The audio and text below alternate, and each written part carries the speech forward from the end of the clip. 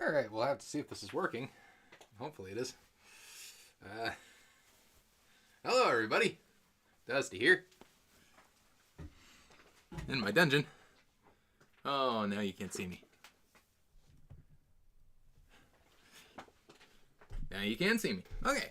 So I'm just going to make sure my stuff is working. And as I start streaming, my furnace kicks on because it is currently negative 11 degrees in my location. It was showing a little colder than that earlier, like negative 13 or so, I think, but whatever. We'll have to test to see if the streams are working here quick. Twitch says I'm live, so that's always a good sign. And it says installing a PicoBoot and do it at Gamecube in my new lab. That is correct. That is hopefully what you came here to see, because if that is not, you will be thoroughly disappointed. Oh, there I am. Test. So I can make sure I can see you in this little window right here. And then we got to go to YouTube as well, where I should also be streaming. Oh, yep. Home. Buffering. There we go. Managing your moderators. Okay. Test. And do I see it? I see it. Okay. I seem to be buffering on YouTube for some reason. There I go. Okay, I think I fixed it. All right, working out some of the bugs yet, but hopefully it should be a fun stream nonetheless, because we got a Gamecube, and what's more fun than a Gamecube? I don't know what's more fun than a Gamecube. It's a Gamecube. Yeah, I know. That's what we all came here to see. But what we're going to be doing to this Gamecube today is we are going to be taking this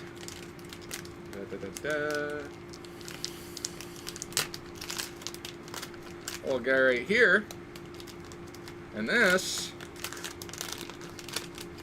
is not going to be going in the Gamecube. This is a double-sided tape, I guess, for the thing. Good to have. This guy right here, bracket. We got some thermal pads, which we might use. Who knows? Night's still young, right? Am I missing one? Well, hopefully not. We're not missing. Oh, yeah. You're not a thermal pad, are you? I don't think you're a thermal pad. I think you're tape. Yeah. I'm missing one. That could be my fault. I took everything out just to verify it's there before I streamed. That, or it could have very well fell somewhere over here. I don't see it though. Well, it is what it is. There should be two of these guys though, but there's one. So hopefully we don't need both of them. We shouldn't, as long as I'm careful. But yeah, we're not going to use that one because we're going to be using this one. It's a side-slotted memory card reader. But I do also have a this guy right here too, so I can put one in the front. But yeah, we're gonna be installing a modification to this Gamecube. We're going to be modifying it with this PicoBoot, and I will be drinking some carbonated water while.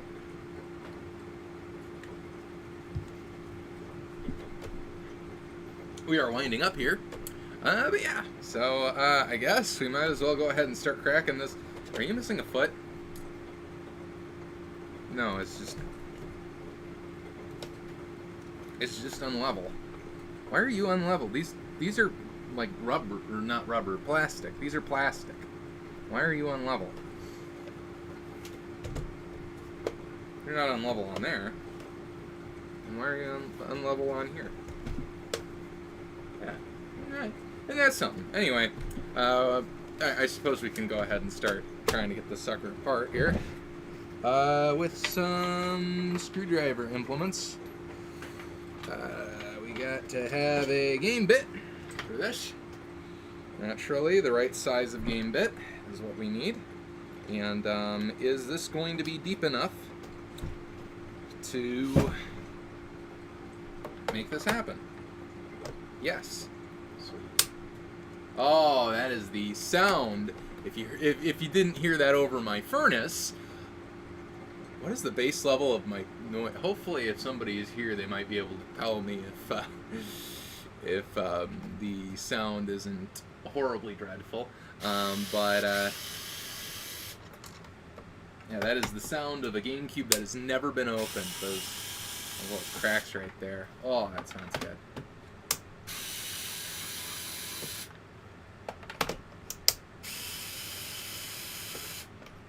Alright, so I think just like that, we should be... Okay, we got some dust bunnies. We will carefully try not to lose these screws. It's nice that they put a dust filter on there, but they also made it completely inaccessible from the outside, so that wasn't nice of them. But oh yeah, she got some good dust. Whew. We're gonna take some compressed air. I need to get like a little thing to you know, get rid of air, but yeah, hopefully everything's working so far. We're gonna be giving this a good clean as we go, but for now, just the cursory will do. Try to block the laser off here. Jeez. It's almost like this thing's like nearing 25 years old. All this dust. Look at the dust on this fan. Yeah. There you go. But we got some of it gone. Cursory amount of dust, I guess. Yeah. And then the PicoBoot's just gonna live right here. Attached with this little bracket here. So okay, so we got to get the front I/O board out, which I think just pulls out. I don't know, maybe I should have learned how to disassemble a GameCube before I started this stream. Oh yeah, just pops off like that, and then it is attached with a ribbon cable, which we will remove with a pair of side angle tweezers so we don't destroy it.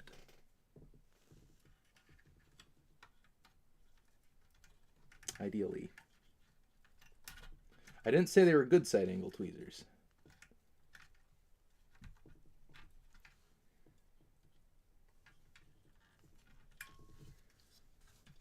Let's just pretend I did it the right way. There we go. Yeah, she was in there good. Yeah, that's the I/O board out. And then this is where we could also go ahead and replace the battery, but I don't have any replacement batteries with the like brackets on them, so we're not going to replace the battery. There you go. All right, and then we're going to go ahead and figure out getting the back of this off, which I believe works in sort of the same way. You just pull it right off. And we're going to put all of our parts in the top of the GameCube and off to... Oh, the side of my workbench is being taken up by the streaming setup. So, and I did confirm this GameCube does work prior to disassembly. So there you go. Got some kind of notification. I don't know if it's something important. I just installed a new doorbell camera, and I think it's detecting the snow as motion, because I think we have a blizzard going on outside. I don't know. I'm trying not to be outside, because as aforementioned, it is like negative 12 degrees, so we're trying to avoid outside or anything that has to do with it. So, we'll go ahead and pop these in here. And we will find a Phillips bit that is small enough to undo these screws under all of these cables, ideally. Should have one in here that is sized for the screwdriver. We need a Phillips 0, I believe. That looks Phillips 0 to me. Well, JIS, but I mean... Okay, we're going to need a JIS0, excuse me, and an extension. I did not talk to you, Google. My Google decided that it wanted to come out and say hi. Anyway, this should work ideally. I can find the screw. There we go. Yeah. Might be a size 1. I don't know. I have like the rustiest set of cheap screwdriver bits this side of the Mississippi, but I think 1 is. Is this a 1 or a 0? I don't know if I'm gonna be able to tell because of all the rust. Nope, it's a 1. I don't know. I think that fits okay in there. I just don't want to strip these screws. We could try a 2 too. See if it locks in a little bit better. I don't know. I don't have enough. I need to get a set of like JIS specific bits. Oh yeah, that's in there. Good. That's a 2 for sure. Okay. I don't know if these are JIS or... I suppose they're fluted right here, so I think that means it's a JIS. I don't know. We can check the microscope, and you guys can tell me, any experts out there, because I have a microscope. Guys, look at that. I got a microscope. You can see, like, that's the wrong side. You could see, like, look at that. It'd even be better if it was in focus. Oh, yeah. Look at that. Tell me if that's a Phillips or a JIS. Anyway. Just had to show off the microscope because it's not going to probably be used too much in this stream. But we have one, so... yeah, I'm excited about this lab. I'm going to be doing a lot of projects down here. A lot of mods, a lot of that fun stuff, because I want to kind of get more into that. So we are going to start removing screws, like it's the hippinest and hoppinest and happinest thing to be doing. Because there are, I believe, 12 screws around the disk drive on the Gamecube. So now you know. If we can actually get this out of here, ideally, without destroying my digital port. Oh, we might need to remove the power supply board. But yeah, all these good crunches. It's nice to take apart a Gamecube that hasn't been taken apart. It's kind of fun. Being the first person to open this up since Satoru Iwata, no doubt, assembled this with his own 2 hands.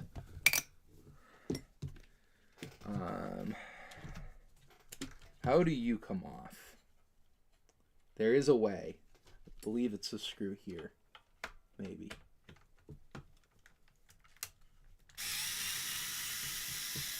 Yes. Then we can get in there good and clean that fan.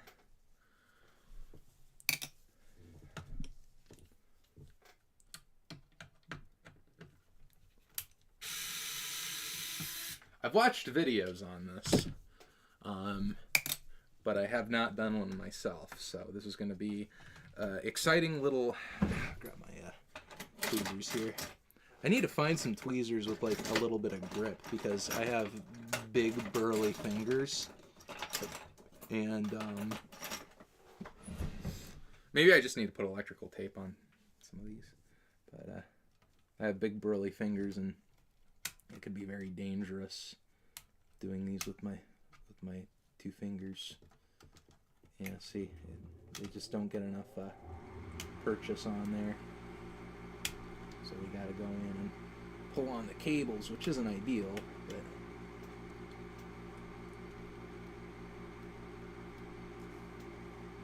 it is what we have to do. Come on. There we go. Alright. Hopefully you guys are seeing this okay. Hopefully it's semi-visible. Okay, you are in that little track there. Okay, so this is a fan from a Gamecube, if you've ever wanted to know what one of them looks like. And my camera focused, isn't that cool?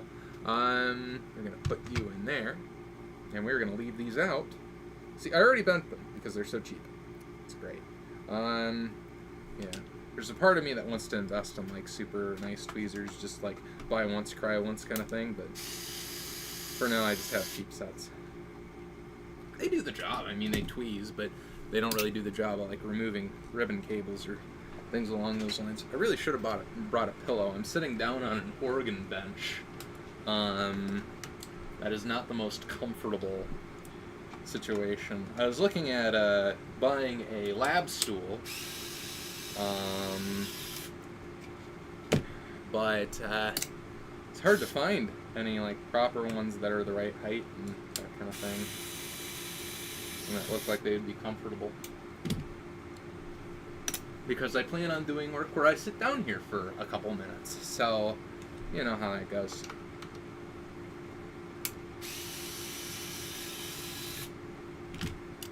Alright. Just keep on going around. You can stay where you're at, please. Thank you.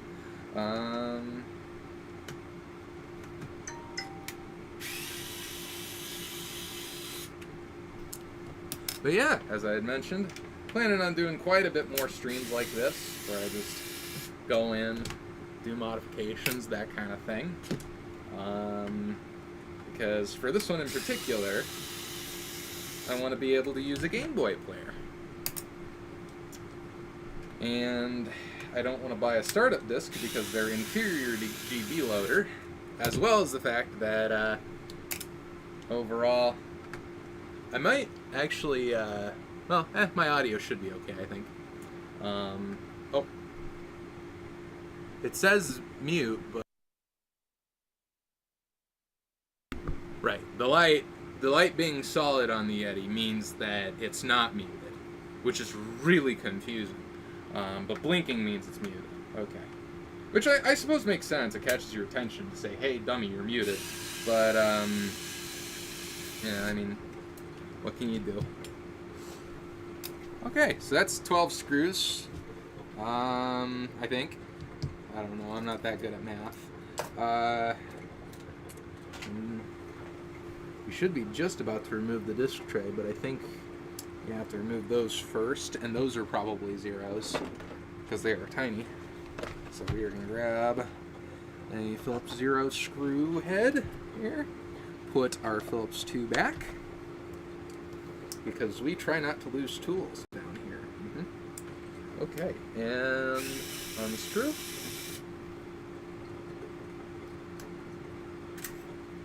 Oh, interesting screw right there. Unscrew.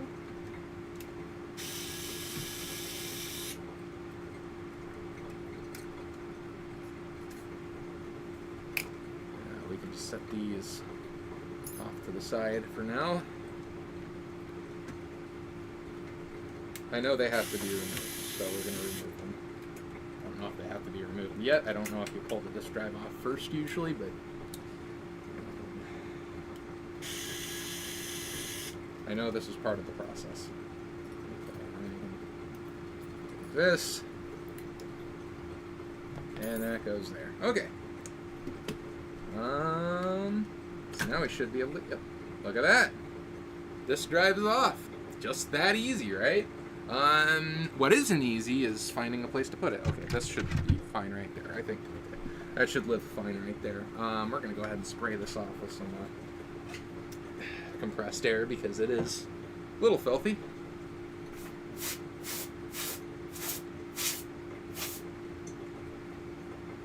Okay. That's the nice thing about being in a scary basement dungeon lab is you can just get dust all over the floor and it'll blend right into all the other dust. But okay, so now what we need to do next is we need to get inside of here. I might move the camera a little bit more down there just so I can't be too off frame. Okay, so we're gonna essentially take the heat sink off, and that should give us access to. Isn't that lovely? Yeah, that's not gonna fit. We need to find. I think I have a Phillips 0, one of these. Where are you? Phillips 0 is what we're looking for. in our lives right now. That's a Phillips 00. Just kind of go through them. It'd be cool if my stuff was organized, but it's not.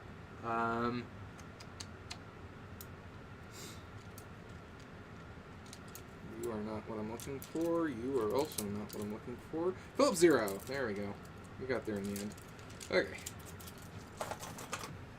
Phillips 0. Which I think should be the right size for these. No, but these screwdrivers are horrible anyways. Let's see. We should be able to find a solution to this problem, hopefully, ideally. Wait. This guy right here. Cheap bundle screwdriver. Maybe that'll be the right size. Are you the right size? You are not the right size. You're probably a Phillips 1. Are any of my standings a Phillips 0? Maybe. I don't know if any of the ones down here are Phillips 0s. This one might be a Phillips 0. I don't know. They're not labeled. So, once again, I want to get a nice set of screwdrivers too. That would be nice. That would be a nice thing to have. There we go. Oh yeah. Because these ones I don't think are JIS because they don't feel like JIS. So there you go. But, and they don't look like JIS. Like they're not fluted the same way as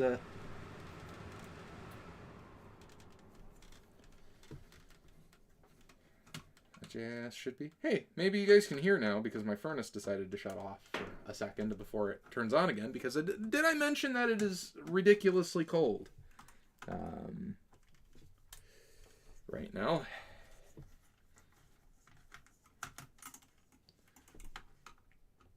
I might not have mentioned that before. Well, I did mention it before. Who am I kidding? Okay. So that's that done.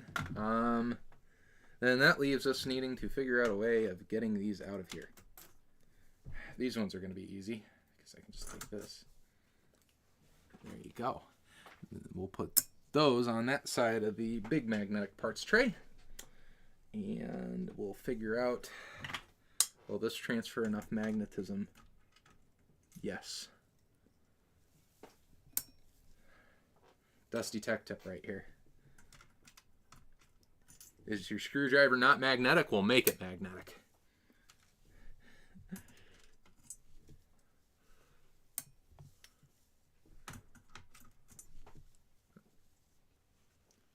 That was about unfortunate. Okay. There we go. Alright. So then next we got the next step here, which is carefully wiggling this off to try to leave the thermal pads intact.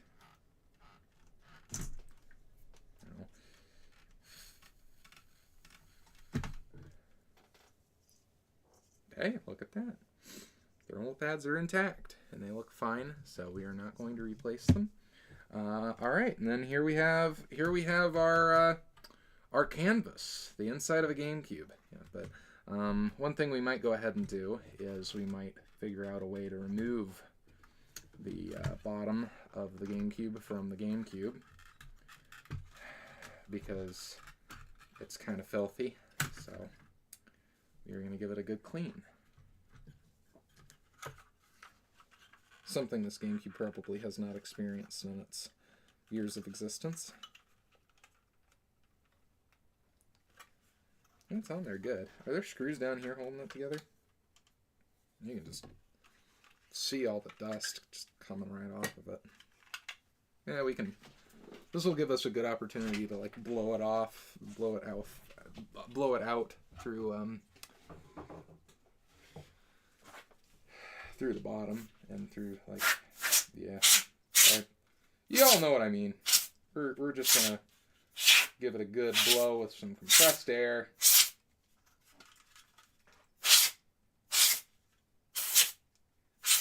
Get the 20 years of dust out of there. Right? Because I don't know how to remove this bottom RF shield. So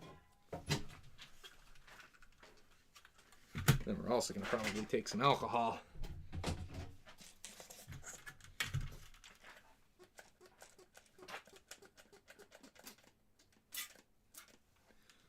That sprays in like a line. I need it to spray like not in a line.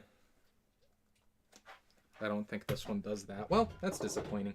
Anyway, take some IPA, and we give it a quick scrub down. Just clean this metal off. Fortunately, no rust for the most part. I mean, little spots, but I forgot where I put my magic erasers, so if there's rust, then we're just going to have to live with it because I don't know where my magic erasers are. That's how that system works. But yeah, it looks like it's crimped in here somehow, and I don't know how that removes, so. Oh, there's 2 screws right on the top. You know, oh, nice. This is Phillips Head 0 as well, but stuck a little bit better. So we're going to remove these 2 screws, and I'm running out of divisions for screws here. We're just going to put them on the far part of this. I should have probably saw those, but I didn't. What can you do? And hey, look at that. Now we can actually properly get in here and just get every inch of it. You can get that little board down there. Look at that. Isn't that adorable? We'll hit it with some compressed air.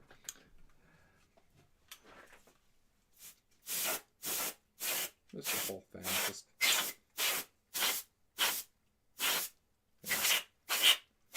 there are nooks and crannies that we're of course not going to be able to get, but we got it with compressed air. It got most of the dust off of there. We should be able to be happy with that. Okay. You go back on, just as it came off. Alright. And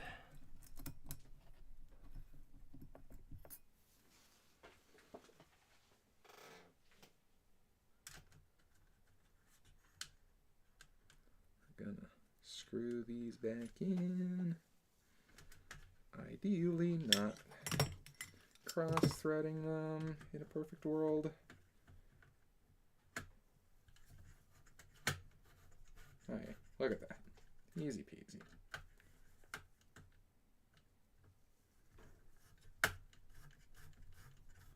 All right.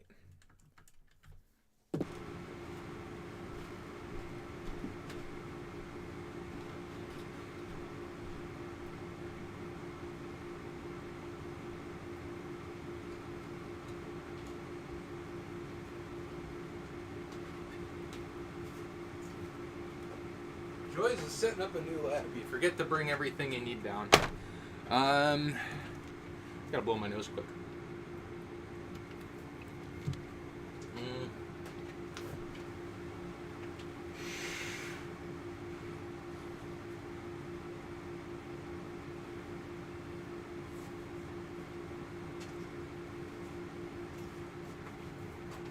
Hope y'all enjoyed your break of having to deal with me. Okay, so alright, we got Q-tip. We got IPA. How dirty this Gamecube is, we could probably just leave this out. Well, honestly, like, it was mostly just dust. It wasn't that bad. Wipe this down. Clean up nice and good inside these ports as much as we can with a Q-tip. We might take a toothbrush and just go at it. Honestly. Yeah. We're probably going to need to use either a cartridge cleaning kit or a toothbrush for that. That's okay. Put a little IPA on our toothbrush. a little bit in the cap there. Save for later. I'm just going to pop it in here.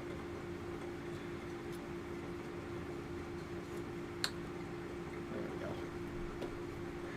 It'll all evaporate before I access it again, but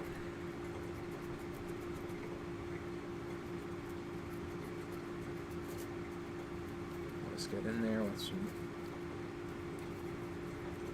nice isopropyl alcohol on a toothbrush. Gets you right in there. Whew. There you go. Now we're cooking with gas. Clean off the ground planes.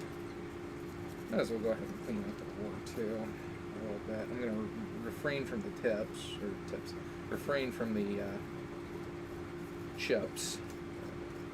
Aside from those, just get them with the toothbrush quick.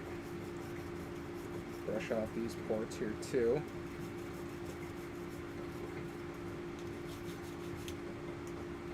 These, yeah, I know, really riveting stuff, right? But it's all part of it. It's all important, you know. Try to get them.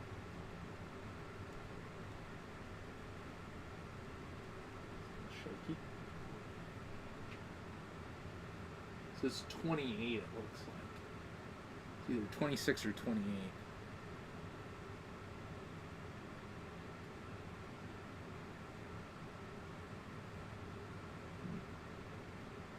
Well, either way, I'm going to use my own wire because it's silicone wrapped, so that tends to be preferable for these applications in my opinion. So there you go. But yeah, the idea, and we're going to grab strands that are about this long, but the game plan, I'm going to bring my surface over because I have the wiring pulled up here. Game plan is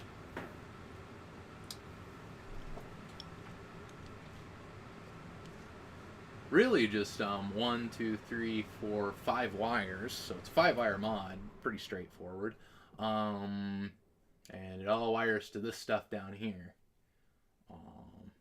Unless you have a 101 Gamecube, then the chip that you wire to is on the other side. But and then everything wires to that on the Raspberry Pi. And this should hopefully, ideally, have the same pins, because honestly I didn't check. This is a non-legit board, but it looks like it has GP5, 3D3, GP6 and 7, GP4. So that's all we need. Okay, so should be straightforward enough. I'll go ahead and set this over here for now and reference it as needed. And put my phone in my packet. And we are also going to take a sip of carbonated water. All right, what were we doing again? Oh yeah, modding a GameCube. Okay, so isn't it funny that this is a GameCube right here? This is really the meat and potatoes of it, aside from the disk drive and like the cooling and all that. Anyway, so yeah, we got. I suppose we're probably gonna do the wiring first. We're gonna grab. I mean, part of me wants to do it all with 22 AUG. But I'm probably just going to do power and ground with the 22 AUG, and then everything else will be their provided wire. Because it looks good enough wire to me. I mean, it looks like it'll... Well, is it single core? Or is it multi-core? Well, it shouldn't matter for this application too much, but it is single core. I typically prefer multi-core. But that's just me. I don't know. Let me know in the chat or the comments which one you prefer for your GameCube mods. Okay, so we are probably just going to plan on going about as long as they go here, because I still am not 100% on exactly.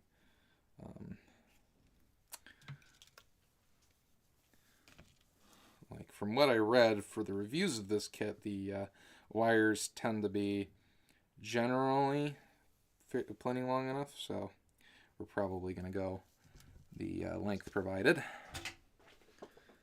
Find the snips here. It's nice having a lab where just all of my stuff is accessible. It's a nice change of pace for me, considering that I've never really had that before. But yeah, we're going to do that, and then our ground is going to be a black wire. And we're just going to do ground as 22 AUG because what the heck, right?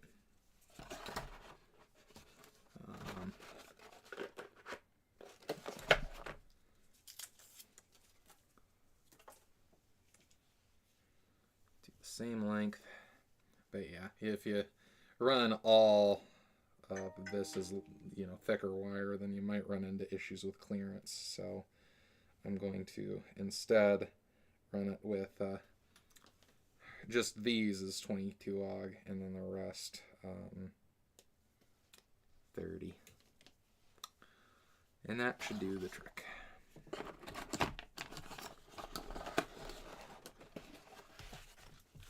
We'll go ahead and get our new flux ready, because we have new flux. We're going to get our soldering iron heated, hopefully.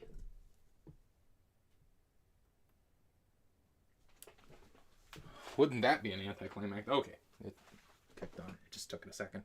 Okay, so why do you keep saying error?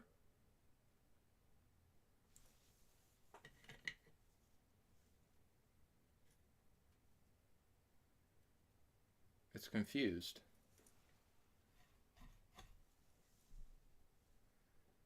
It's hot. So at least there's that. It's a brand new tap. I put a new it's melting solder well enough.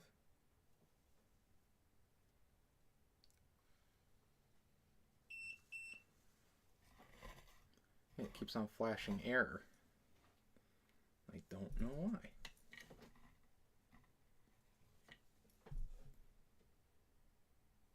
It's at 400 degrees. We don't need 400 degrees.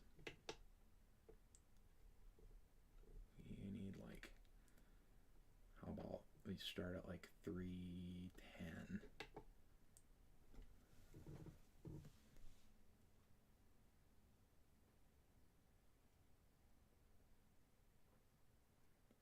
Now it seems to be semi-stable. Still melting solder good? Yes, okay. That was weird.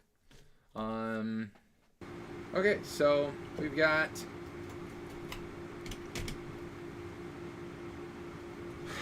to figure out where we're soldering the ground to. So ground is going to the pin to both of these pins, so it's a good thing I did this a little bit long. Right here. So we are going to just reflow this. A little bit of flux. You might just reflow the whole thing, honestly. It won't hurt us too much. A little bit of flux. A little bit of solder. And we just go at it. Ideally. This might not be hot enough to melt this up. We might need to go hotter with the iron.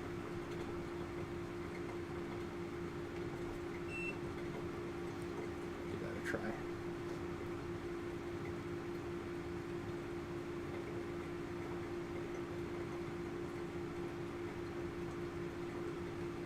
Not quite.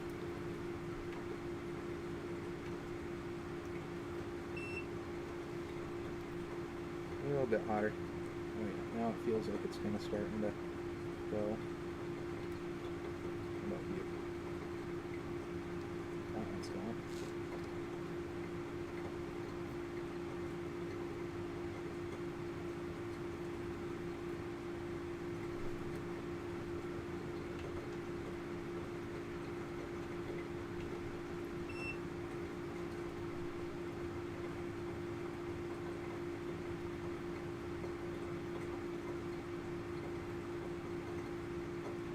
There we go.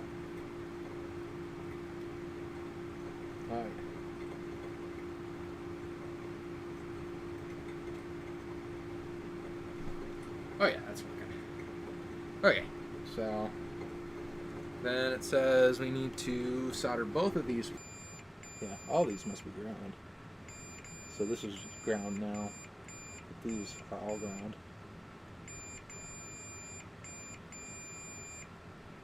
Is that supposed to be ground? I mean, I'm not bridging anything here, so. If you look at it closely here, the old microscope, we'll see the work here. I should probably honestly have it on a microscope so you guys can actually see what's going on here. That's kind of what's going on there. And it looks close to that, but it's not touching. And that one's not. I could clean that up with more flux. Yeah, once again, it's been a little while since I've soldered, but we were just going to verify that that is supposed to be. Fire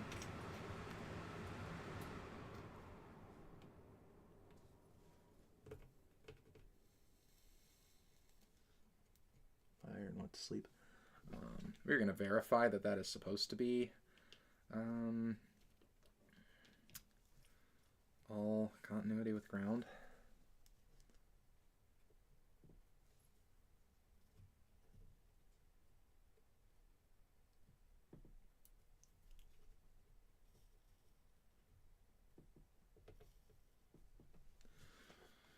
Make all those joints look good here. Once again, not used to soldering under a microscope, so this may take a little bit of getting used to. But yeah, we're going to verify this, that it is supposed to be, because I just want to make sure I wasn't bridging those. So those are all ground. This isn't supposed to be ground, but this is supposed to be ground. So yeah, this one isn't ground. This one is ground. All of those are ground. Okay. So yep, should be as verified as we need to be in that. That just kind of confused me there for a moment because why is find that pointer here. Why is well, I understand these ones being to ground planes, all four of them. But I don't understand why one of these internal ones would be ground, and then I'm bridging specifically this one to a ground plane. But, well, that's the way the mod's supposed to be done, so I'm not going to question it.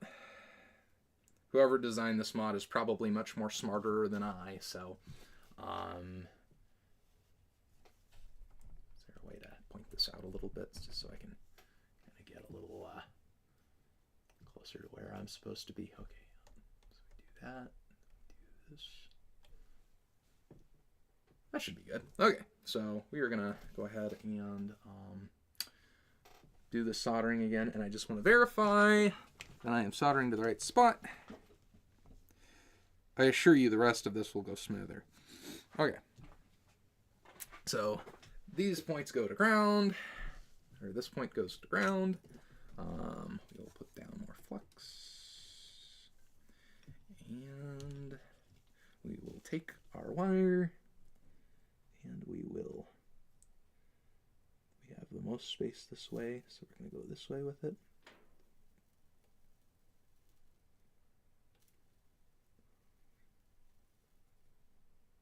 Okay.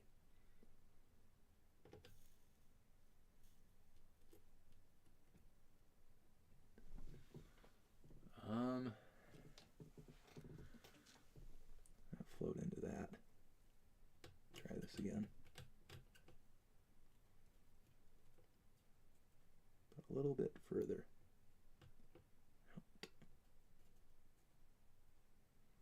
Okay.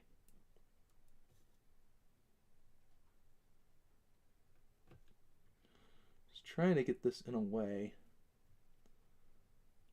that it bridges those two perfectly. And it doesn't bridge the third one down there under any circumstances.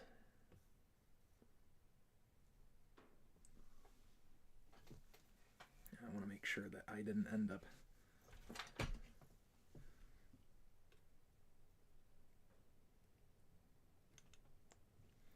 causing a bridge between those two, I guess, is kind of what I'm going for here. So, once again, been a little while since I've soldered, so.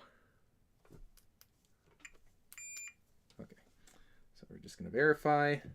It's connected to both of these pins here. And it is in continuity with this one still, but it's supposed to be. And then those ones are clear. Okay, so, and then GP5 is supposed to go, we're going to use, well, I don't have pink wire, so that's not going to work. I was going to say I'm going to use the same colors as they have here, but I don't have the same colors as they have there, so not much you can do about that. But we are going to go ahead and take our red wire here. You're going to take a very small amount off the top, because we are connecting to a small point. As you do. Give it a good twist.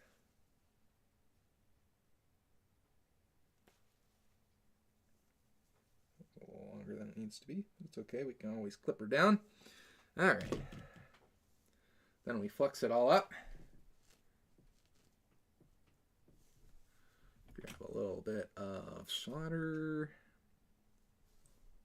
And put it in the wire.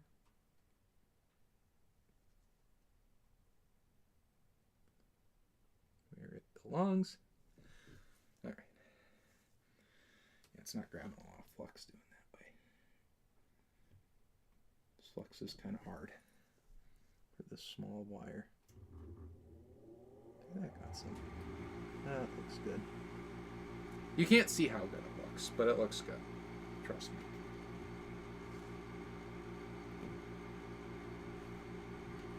There we go. Now we got some flux on there.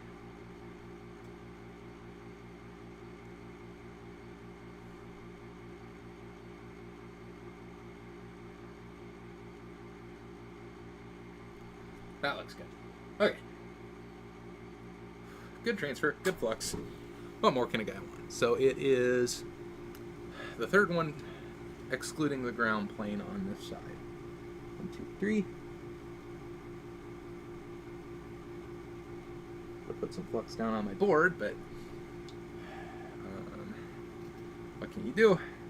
Once again, I haven't soldered in a while, so please excuse my lack of having soldered in a while.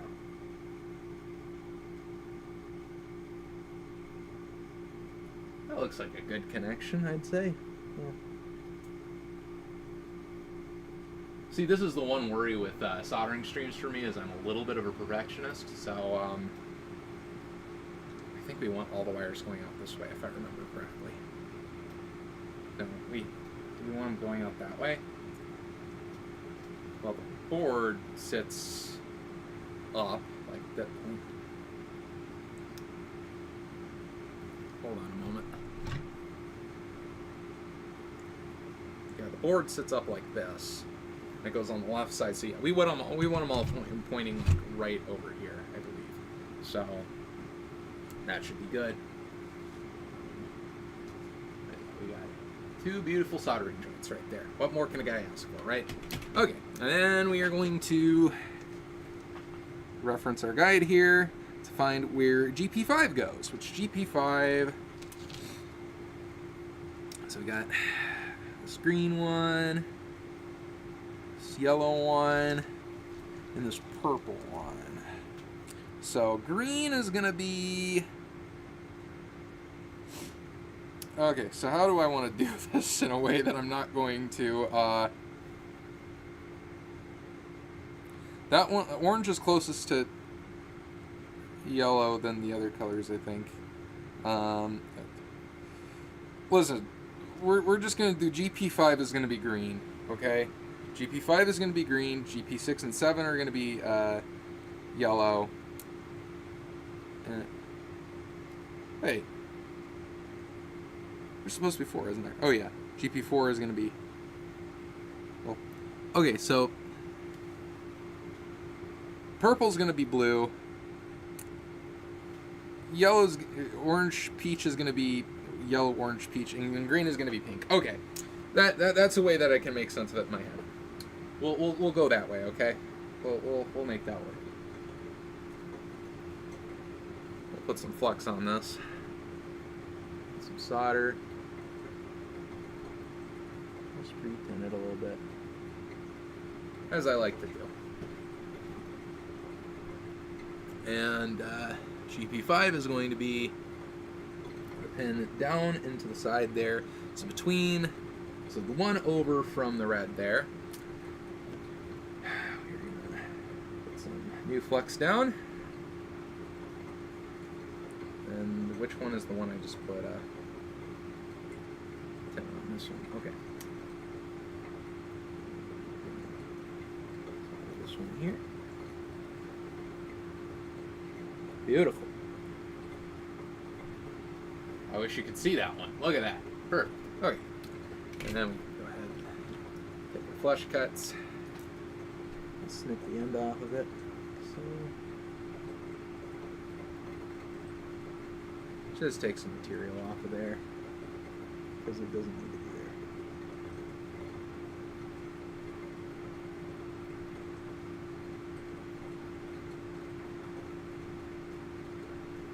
There we go. Clean it up a little bit, right? Have some pride in our work, I guess. Okay. That looks good. Those will all go over like that. And then we can go ahead and... So it's going to be that guy right there that the rest of them are to. And we are just going to go ahead and find our toothbrush again. That I think I put foolishly in my thing there. Take some alcohol. The cause and solutions to all life's problems. Dip some of that on there. Go clean with the toothbrush. Flux off there. Let me say that looks pretty good. Once again, I'm not used to soldering on camera, so I apologize. I'm going to try to get better at it. But I think that all looks pretty smart. I think that all looks good. I think I'm getting back on the horse pretty well to this whole soldering thing. I think I missed a little bit of flux there, but that's okay. But yeah, trying to get back to it with a somewhat semi-simple project, because my next project is actually going to be, well, one of my next projects anyway, is going to be doing a full recap and service on a Turbo Duo. So, because it desperately needs it. But anyway, so next we have GP6 and 7 and GP4, which we're going to take this guy, dip her in my flux, grab a little bit of solder,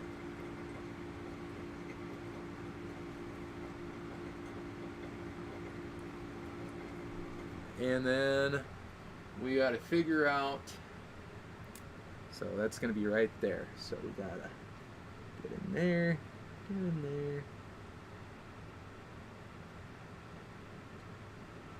Once again, should have put flux down, but that's okay. We get unlimited tries, so there we go.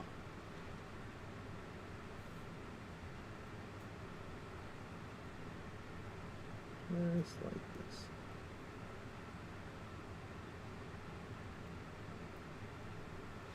More or less.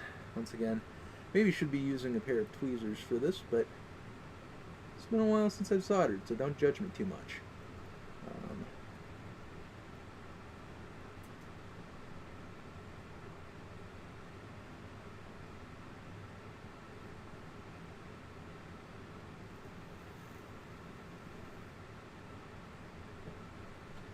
There we go. That's beautiful. It's beautiful and solid. So that's all we can ask for. And then the next one is going to be, I don't know if you can see that actually. It's beautiful and solid. Right. So then the next one is going to be on the other side of the board. If my Surface wouldn't go to sleep on me. Thank you. GP4 is going to be, so that's the second in. GP4 is going to be the third in. So, put some flux down on here. I do like how the solid core deals with flux a little bit better. I mean, with this solid flux, because you can just dip it right in. But I do like stranded core generally because it's what I'm used to working with and doing installing for like home theater and stuff. All right, so we're going to go ahead and do this. And we are going to find pin 3 in, and we are going to solder this right on there.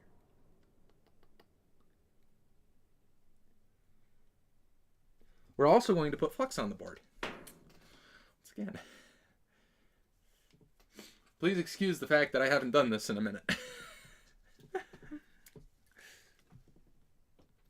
Third in.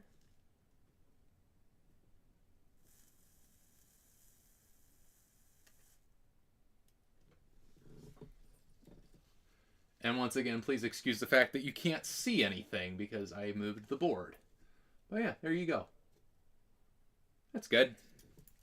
And because it's been a little while since I've soldered, I'm just going to make sure that I didn't bridge anything there. So we're going to grab my test leads. I wish I had my tiny test leads for this, but I don't. They're in a different place than this. But if we go here, should not get a bridge. We don't. And if we go here, the end, and here, we don't get a bridge. Perfect. All right, so we did all the wiring to the board. Now it's time to figure out how to put the Gamecube back together because I forgot. Jeez, anyway, so first thing I think we do is we put the board, the heatsink on,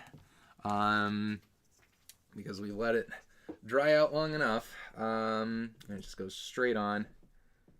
Don't want to agitate it too much.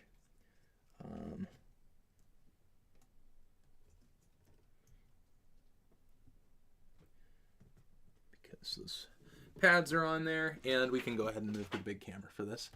Thank you. Okay. There you go. Now there might be a snowball's chance that you can actually see what's going on.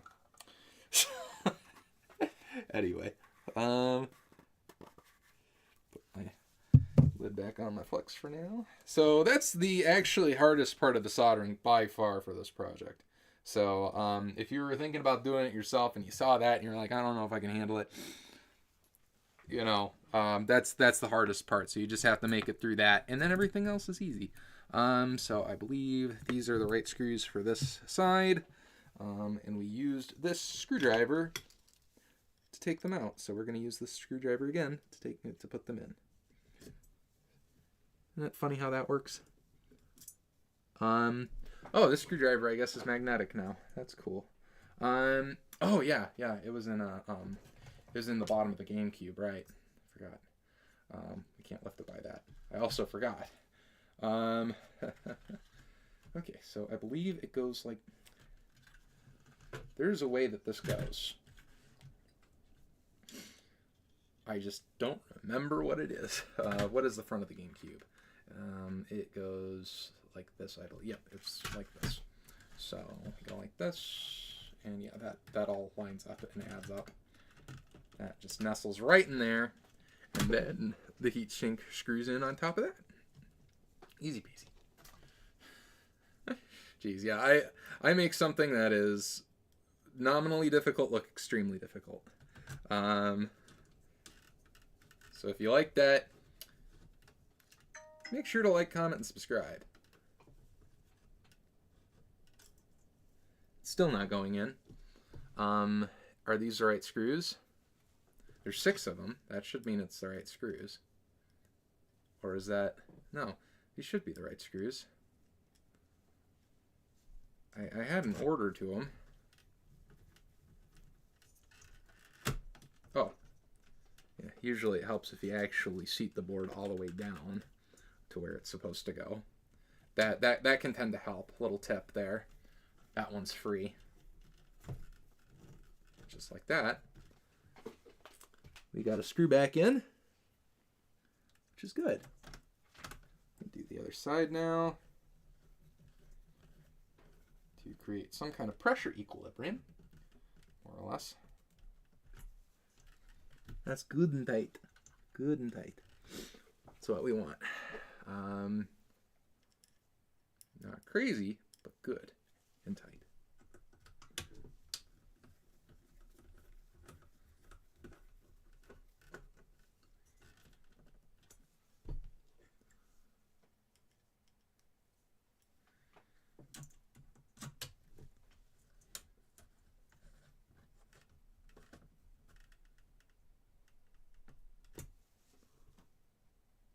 Two more.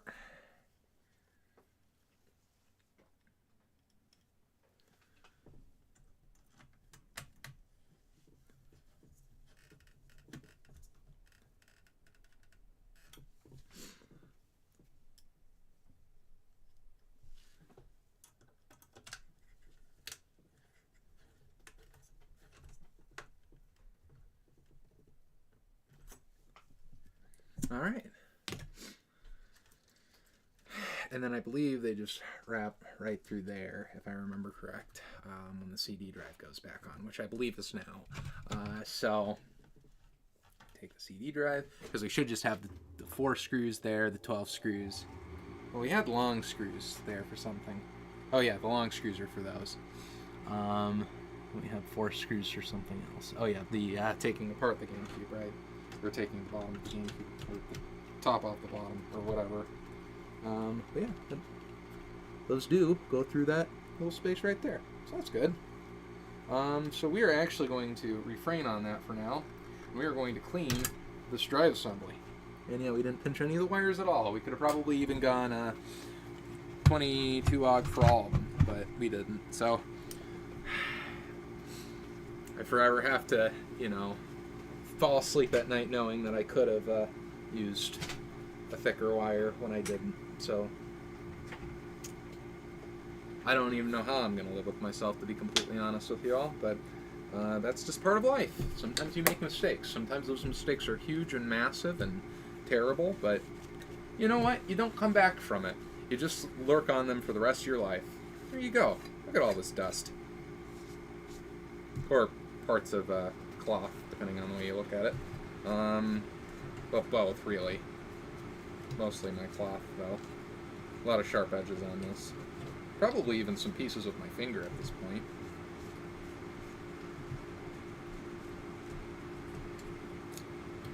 Alright.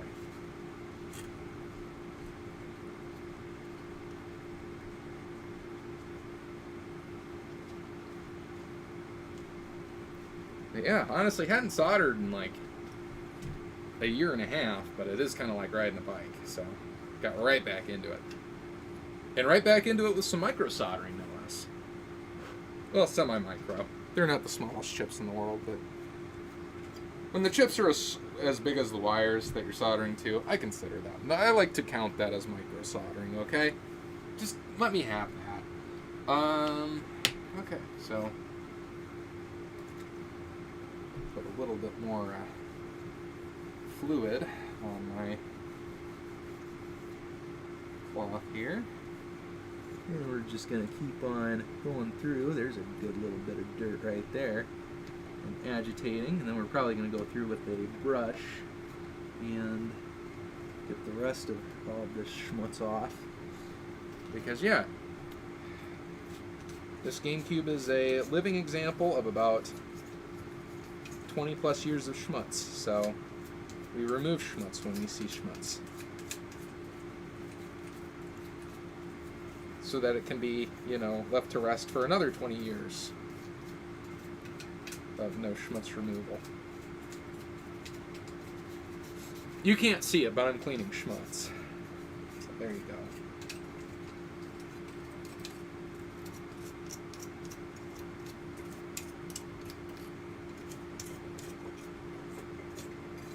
And it's getting all over the place.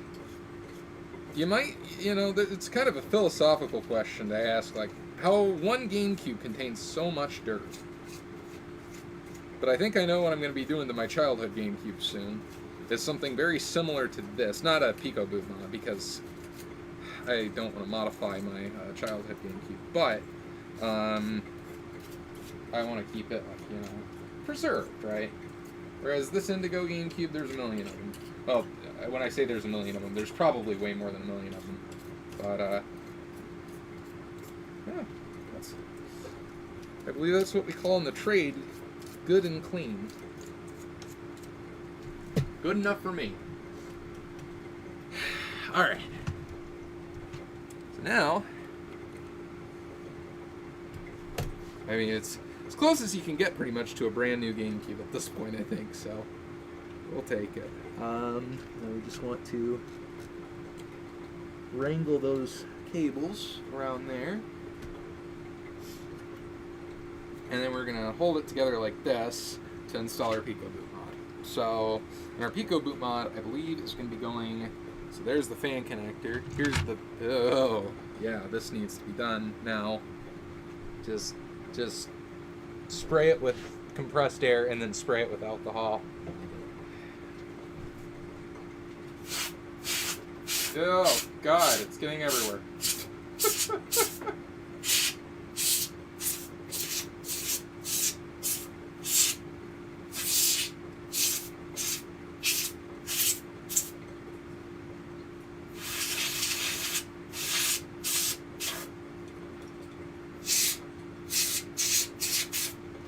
Okay.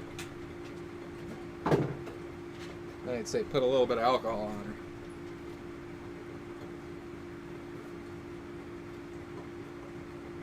There you go.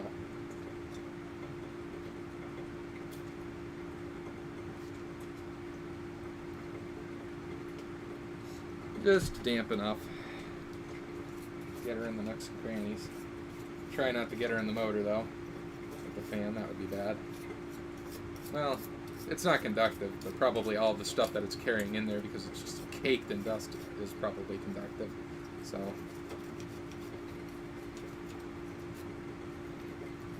that's about as clean as a GameCube fan gets, I think, more or less.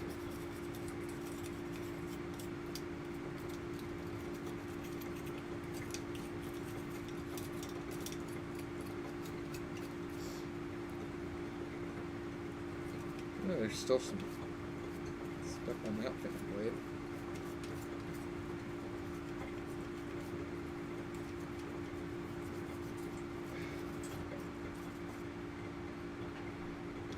That might be a job for a Q-tip.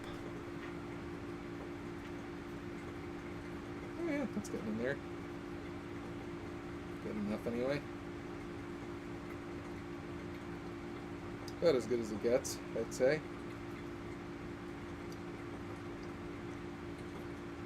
So, anybody want to place bets on if this fan's still going to work?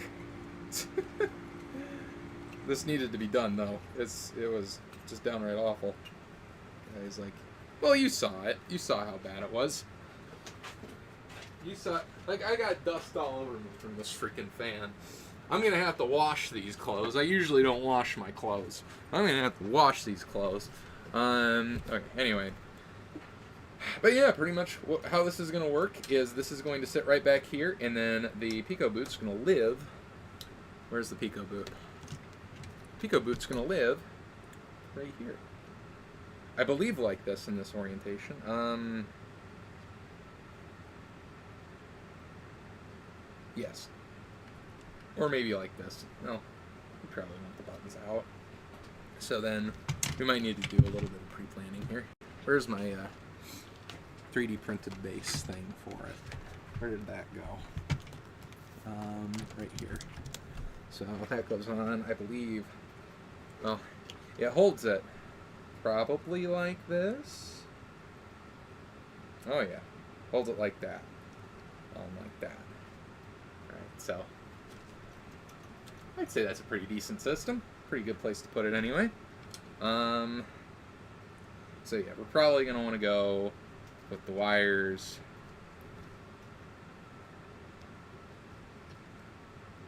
I can go to the back, right?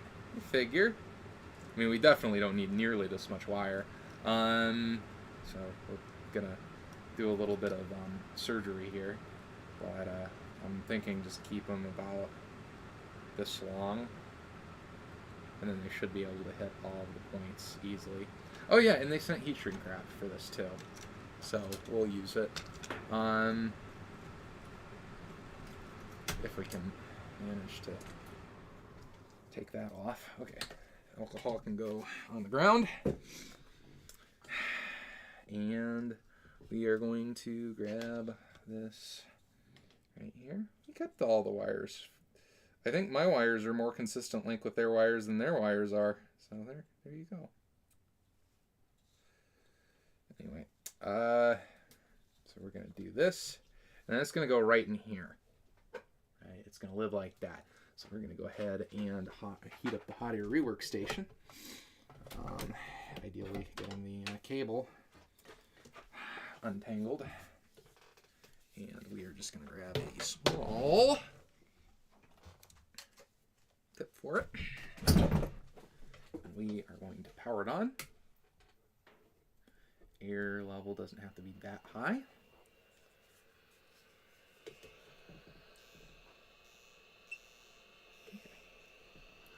We should just be able to give it a quick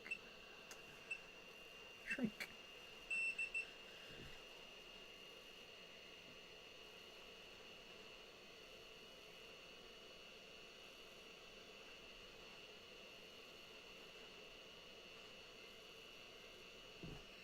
Look at the other side.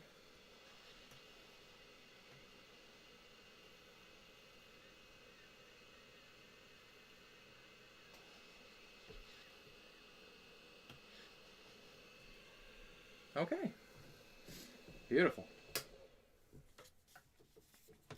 Now we're going to try to refrain from touching the pretty hot air iron. And that should work. That should be nice and good. Should protect the wires a little bit.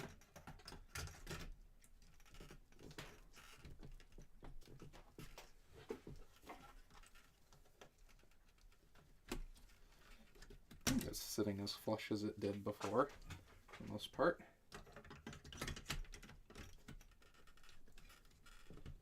I got this about as flat as possible, so oh yeah, that should be fine. I mean, they're not free in there because of the heat shrink tubing, but it's not like they're being crushed. So yeah, if you look at the heat shrink tubing, when I take it off there, yeah, that's fine. That is, I think, fine. You could, in theory, file away a little bit of that, but I think that's okay. I think that's going to be just fine, guys. I think we're going to be okay. I think we're going to pull through, maybe. I don't know if that's going to, with the heat shrink tubing on there, I don't know if it's going to press properly.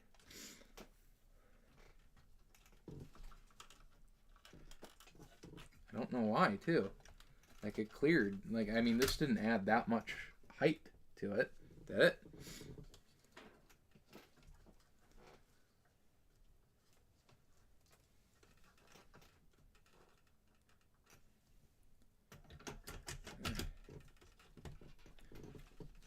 We'll find out. Place your bets in the comments if it'll work.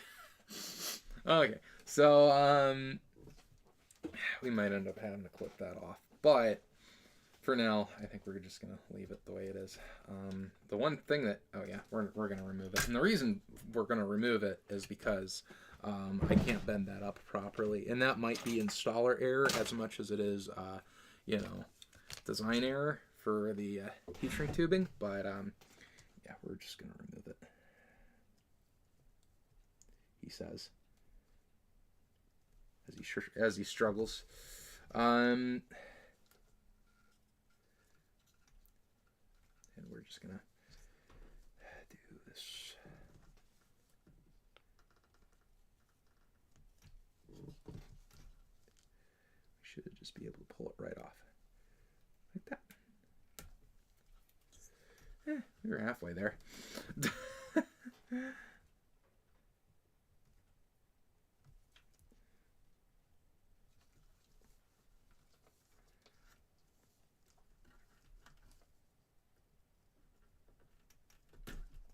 Yeah, pulling on things with snips is not a good way of keeping them intact. Free tech tip for you there too. I know I'm just giving those out like crazy today, but what can you do, right?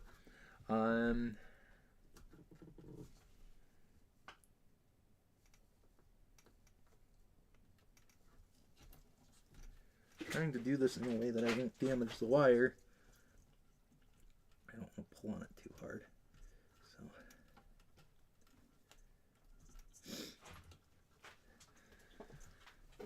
it probably wouldn't be too bad of an idea to leave it like that. Right. Snip it off there. That keeps everything nice and congealed there. And then I have the clearance right here.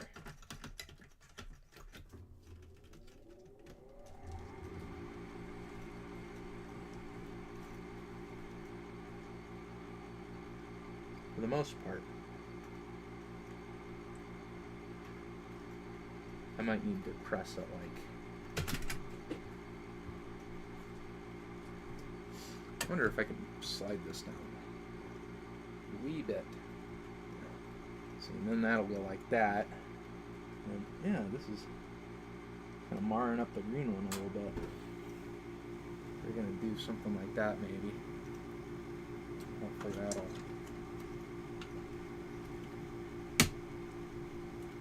Okay. That pressed in a little bit, you know, concerning sound there, but well, like the thing is,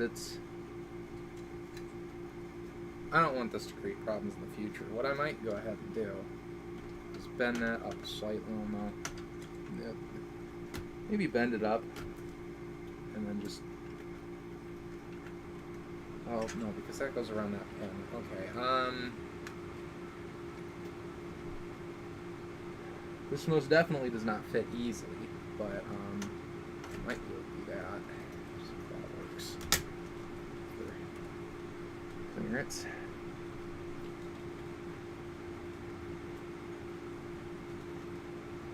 It just worries me, you know what I mean? Maybe the smaller wires are, because like the smaller wires are the one I'm worried about. It's not gonna cut through the silicone, but these PVC wires could be cut through fairly easily, I think. I don't like that. So, I mean, look, it is kind of scraping up the wires a little bit. And I don't like that. That's not something that displeases me. There's a part of me that's just like, okay, we'll bend that part up and then just run it through. And I'm thinking that's probably what I'm going to end up doing. Just like bend that up and then it should fit completely flush.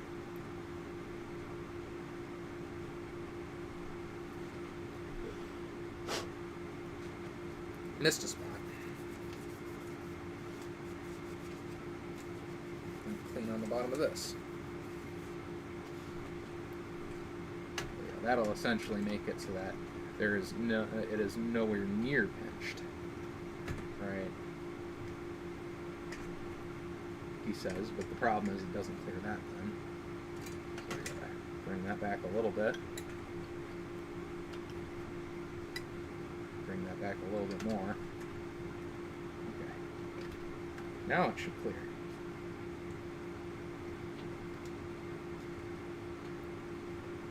Just try to twist them a little bit together. There. And still doesn't clear. I have no idea why too.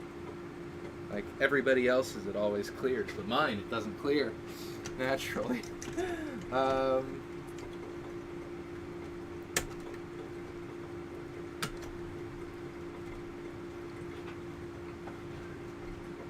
it just sandwiches those wires in there. I mean, it's not that bad, but like you can definitely tell pressure is being put on the wires, and I don't like that.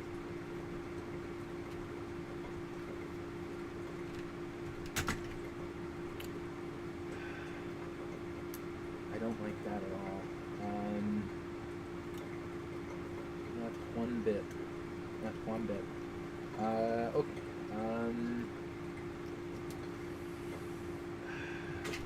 Okay, so other option is to remove the remainder of this.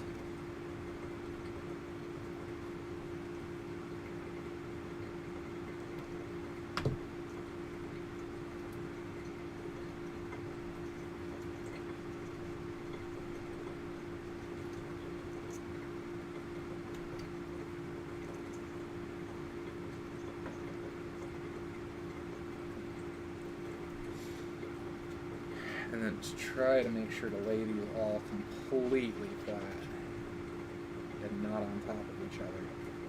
Right? Just as flat as possible. You need to be on this side. Right?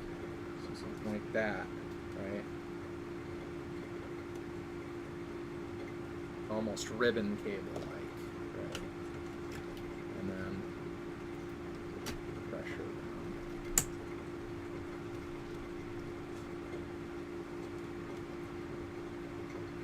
Still catches, but I feel better about it.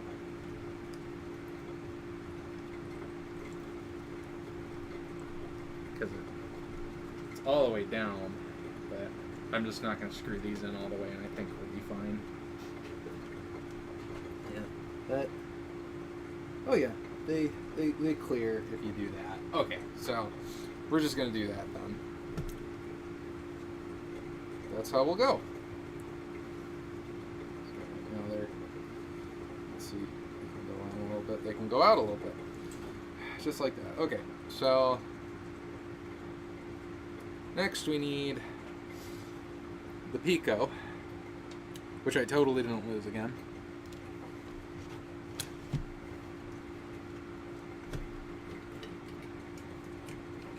Where'd it go?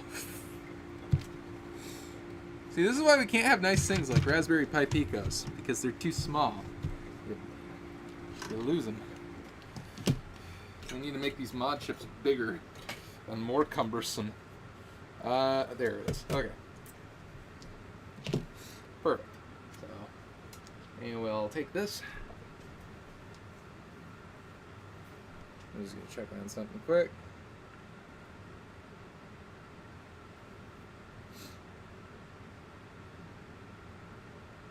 Make sure my stuff is all going. Because it's been a little while since I checked. And make sure I have audio too.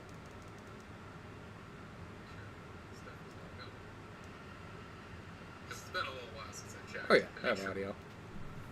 I also have furnace, so I apologize about that, but I have audio.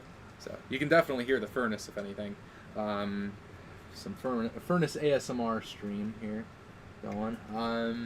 Okay, so I suppose next up we're going to go ahead and do these wires here. And this is going to go like this. We need them like about this long. So we are going to go ahead and do some clipping.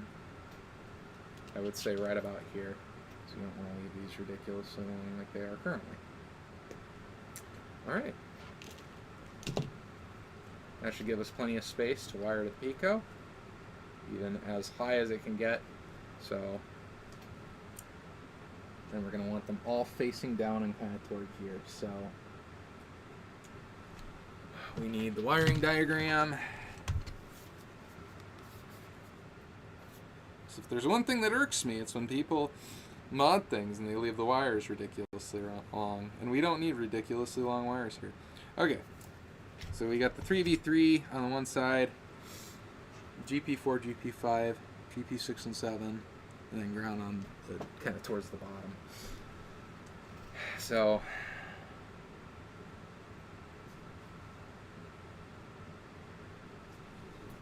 where does it say exactly? Ground is number 3 from the bottom.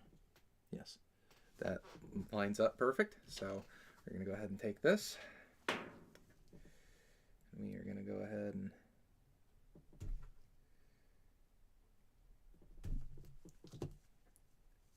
take some off the top.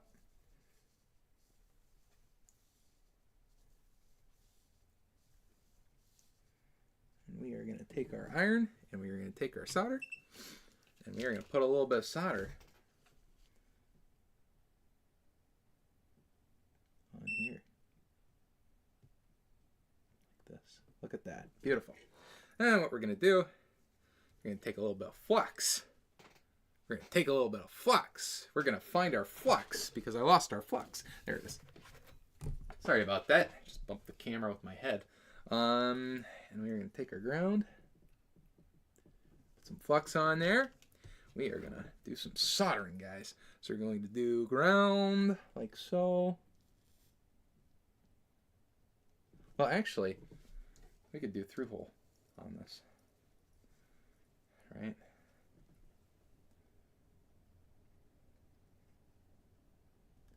I think my wiring's too big for that. Oh, Oh, no. Look at that. Look at that. Through hole it is. Tack that in. And then we got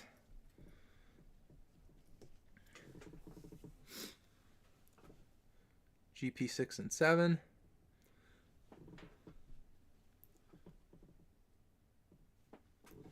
And GP 6 and 7 are the peach one, which is closest to yellow, I suppose. And they are connected to both 6 and 7, so you can't through hole that one. But GP4 is blue, GP5 is green. Because I didn't have anything near pink. So, we can start with GP6, well, GP4, and we can go GP5, GP6.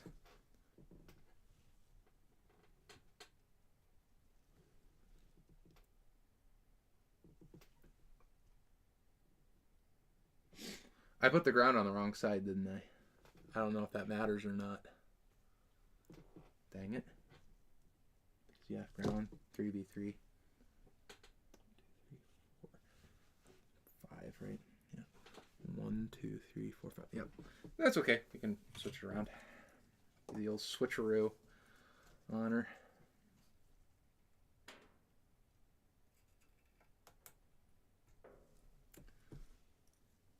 Change it up. Put my soldering iron back before I hurt somebody. Somebody probably being me. And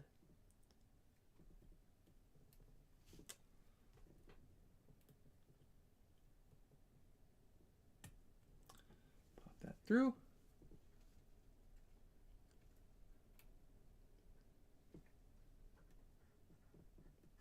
I was hoping for a little bit more than that, but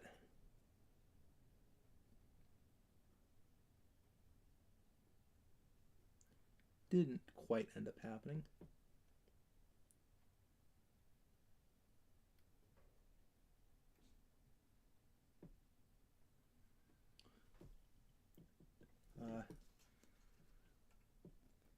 There we go.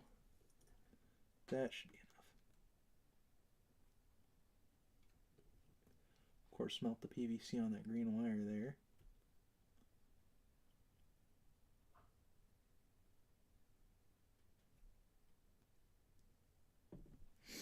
That's enough. We'll flow plenty of solder on there later. But we're going to do ground and then 3v3. Like so. Don't need too much. Just a little bit will do it.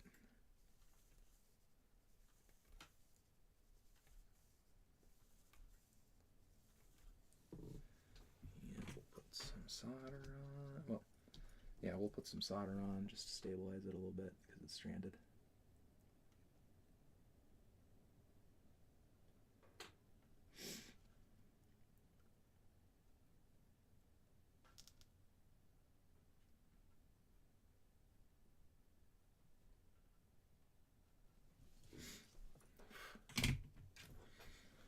Breathe in some of the cancer fumes. And we got 3v3.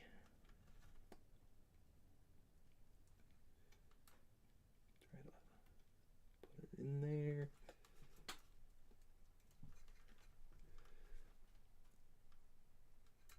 This would be better if I had hand-eye coordination, but there's something that I happen to be missing. So, there you go. Not much I can do about that, but the other wires, this will be easier because they're significantly thinner wires, but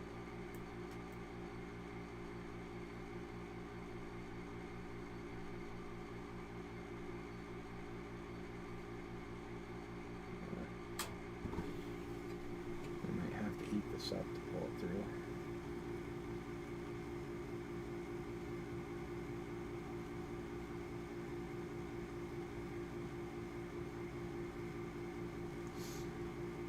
Try to figure out a good way of doing this. Maybe like this.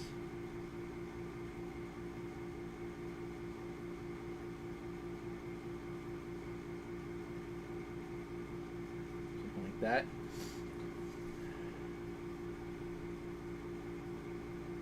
Maybe like this. There we go. That gets it in there. Oh yeah, look at that. We're good. But the idea of doing it through hole like this is so that we can just set it up like this. Make it super like well managed for us. And then we need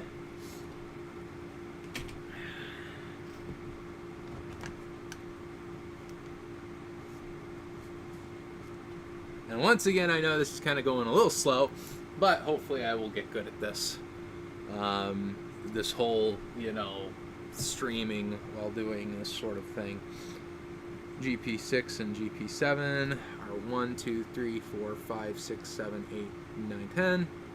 So, and then those were orange, and orange was yellow. So,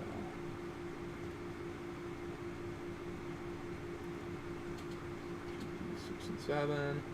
So we need to shave a good little bit off of this guy.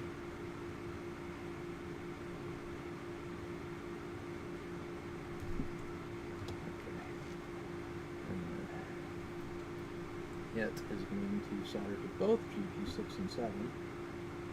So we are going to need to bring some flux.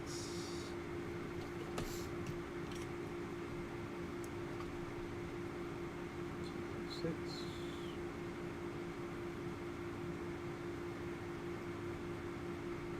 GP7.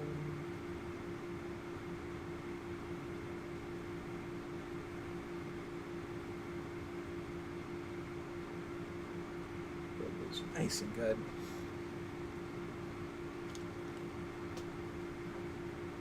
Tin it.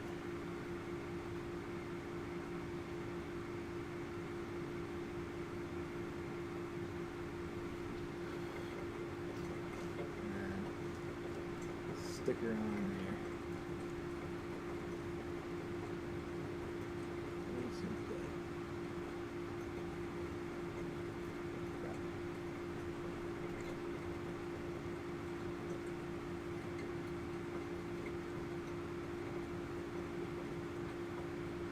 I made these nice and short because I don't want to make this too easy on myself, right?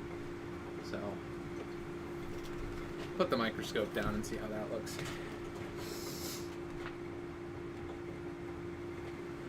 Okay, so you can see that I've encountered a problem. I've made this difficult for myself. Something like that. Smidgen.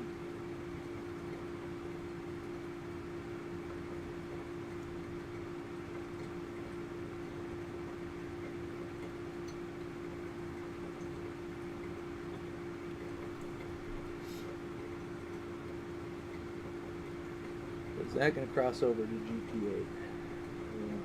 We might want to go a little bit more on there.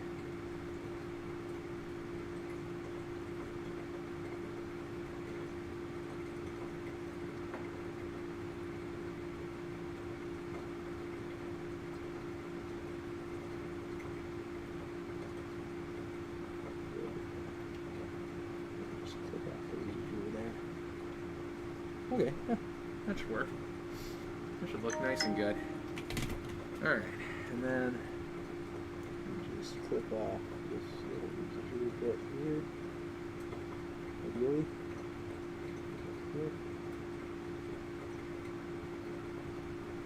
Not quite.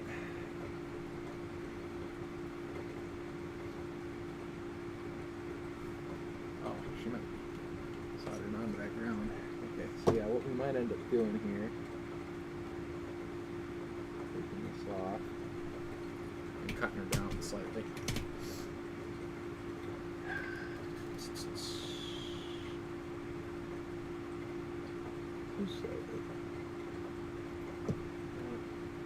Just so we cover 6 and 7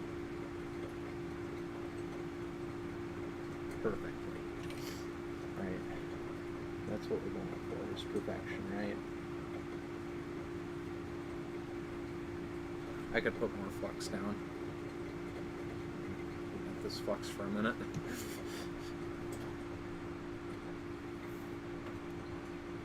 That looks way better. And it's trying to escape from me now, though.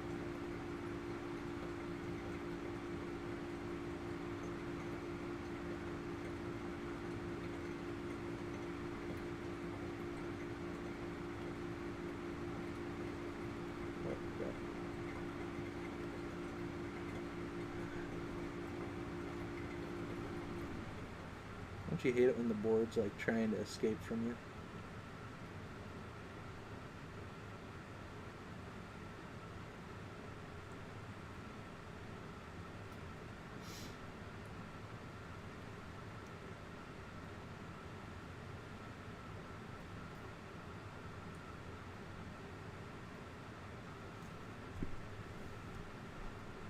That should look good.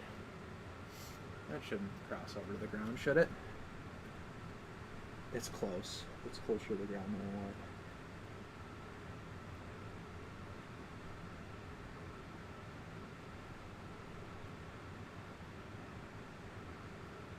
What I might end up doing is just something like this. And that way I'm not even in the trajectory of it. Right, like just take the wire like this and then Cross like that. because I don't like the way that this is done. I don't like jumping to points with the wire like this. Like there are some process things with this mod I don't enjoy, like pinching the wires like you do, and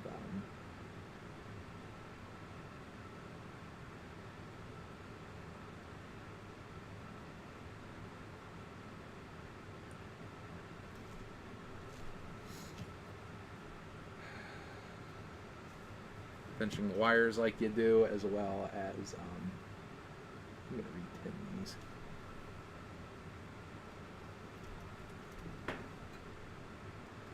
Jumping things with wires is just not best practices, but at least in my opinion, like jumping things with an individual wire, I should say.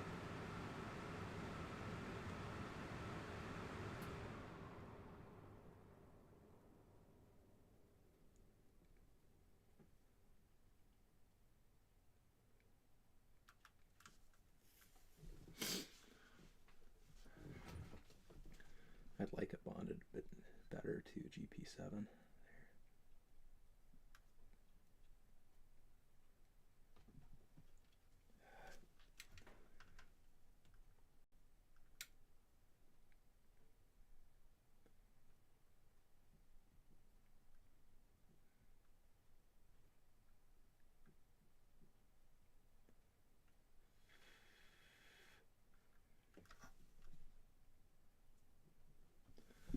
I think that looks a little bit better.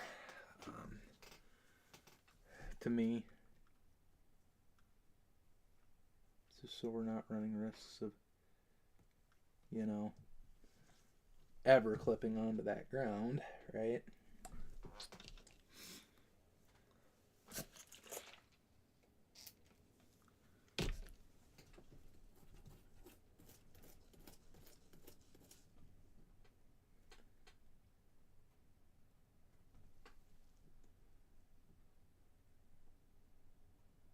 Yeah.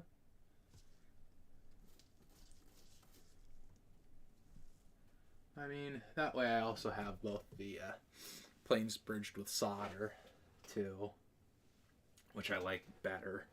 I mean, 2 bodges doing the same thing is better than 1 bodge. I'm trying to do it, in my opinion. And this way, this should also still, you want to check clearance every once in a while, make sure she'll slot in the board fine, and she will, so that's good. So then we've got GP5, which was green, I believe. And then GP4, which was purple. So we'll get GP5 in and GP4 in. And then that's the wiring of the mod all done.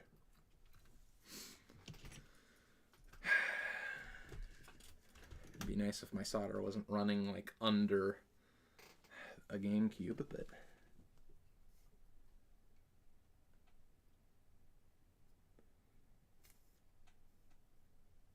it's better.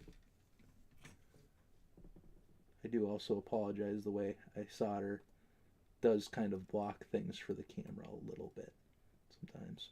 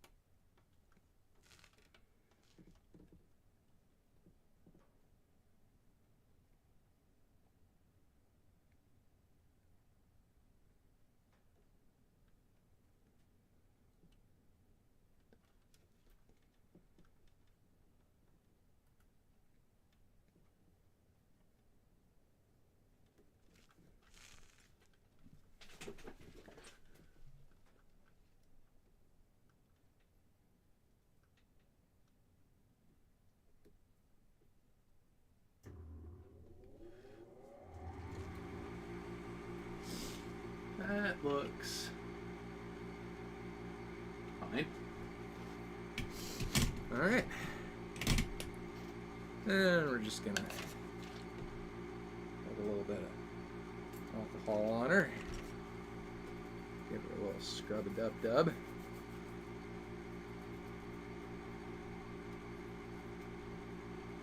This isn't loose, is it? It's loose. What the heck? Oh yeah, I forgot. I had only tacked these 2, didn't I?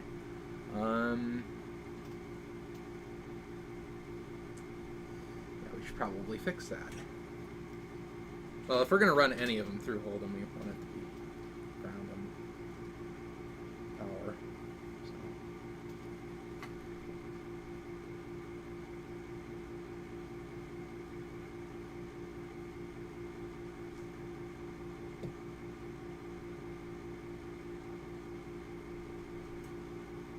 How does that look?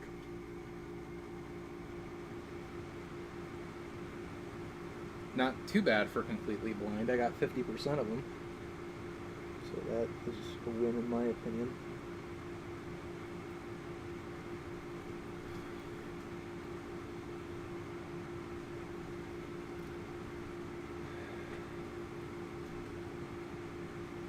Once again, you could do this a lot easier by leaving the cables a little bit longer and doing this in a way that essentially you're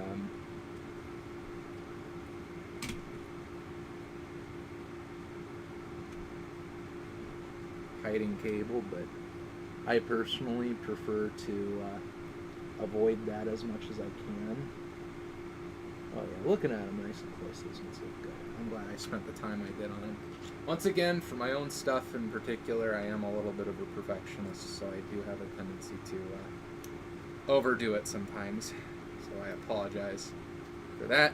And I just realized that running it, they must want you to put the ground somewhere else for this, because yeah, that doesn't work, does it?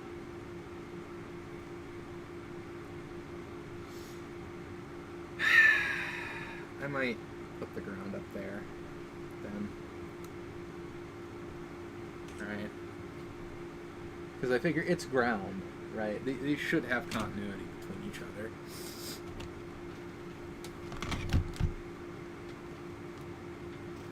In theory, unless this has multiple different ground circuits, which I don't see why it would, but maybe. Yeah. And it is.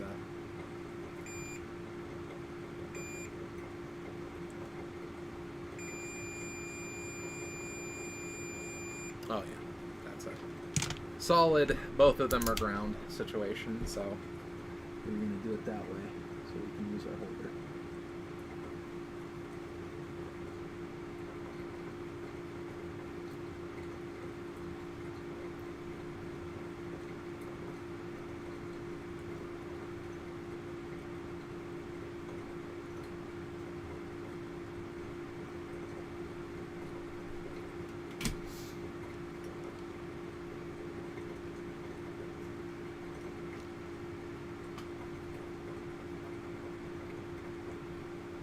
Again, it is just slightly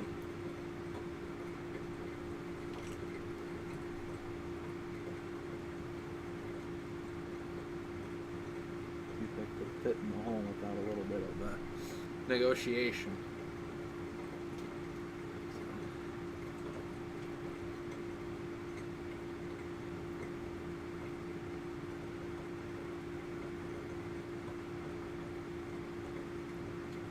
Come on. Put the heat where I want you to.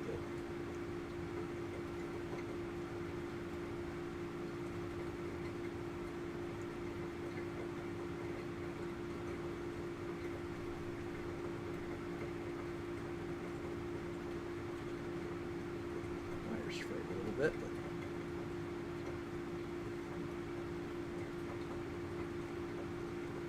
that should be fine. Okay.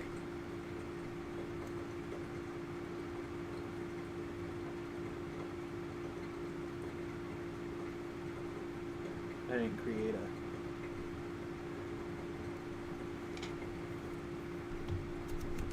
bridge there, did I?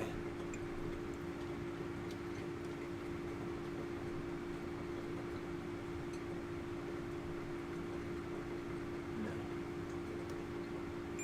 Good. Alright, so that should hopefully make it so that it fits in the holder good.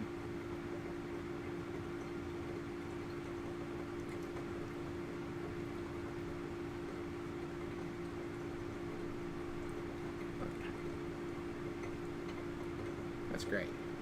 Alright. So then we're going to find our screw and just pop the screw in that holds this for now. We need our Phillips too. Again. Because these are Phillips too, correct? Yes.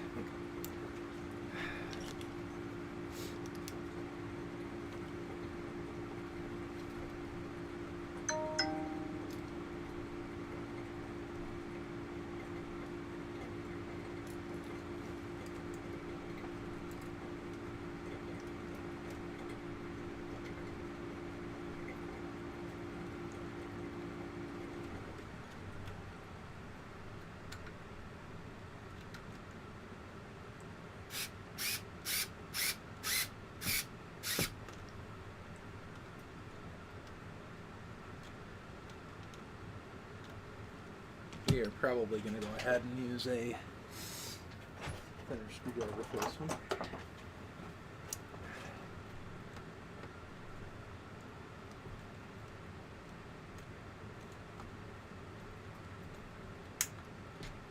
Oh, that sounded like it kind of cracked into place. Well, that's solid enough for that. So what we're going to go ahead and do now is we're going to do the cursory test to see if everything works with this, because in theory it should. Once again, place your bets in the comments.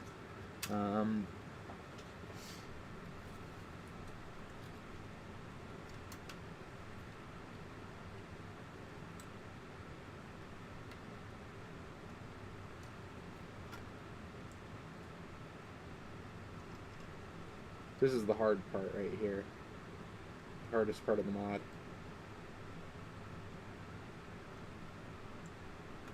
There we go. Well, increasing that like that, but then we need fan board, which also has the power supply on it. Oh well, I never needed to undo that then, but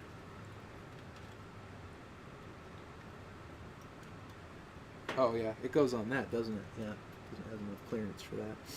Well, we're gonna test it like this, and then as long as it works, we're going to put it back together correctly. So, once again, easier said than done. But oh, that needs to go like that, doesn't it?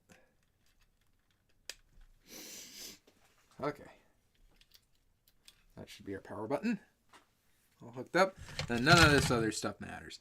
So we are going to get the capture feed ready. OSC is on. Component cable is soon going to be plugged in. More or less.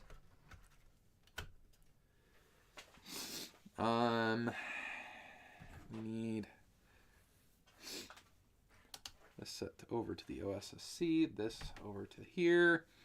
And so, once again, the last chance, place your bets. Okay.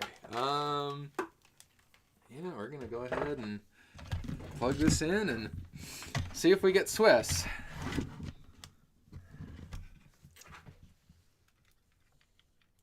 That's a GameCube controller port. That's not going to help power this console.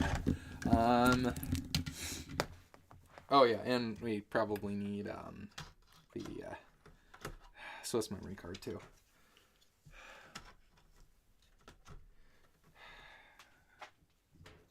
Need the power supply plugged in. See if we get the magic smoke. No magic smoke. That's a good sign. We power it on. And we got Swiss. There we go.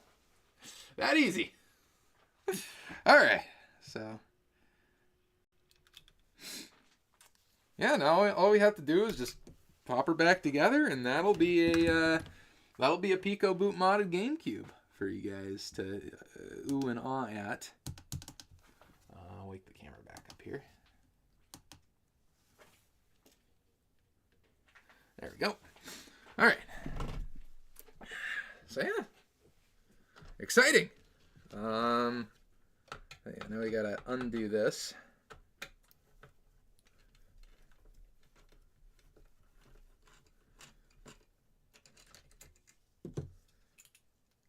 And for those of you who aren't familiar with the GameCube typically does not load into that screen, unless you have a mod chip of some kind, and you have it boot into a program called Swiss Loader, which is that. So there you go. I'm learning you all kinds of things this stream. Okay. Yep, that should sit there perfect. And we need that screw back that I totally did not lose. There we go. All right.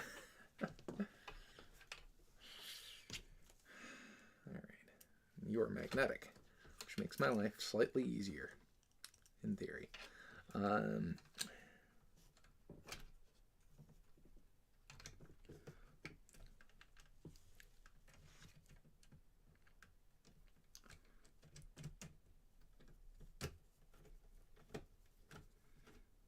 I should probably test the disk drive too, now that I think about it.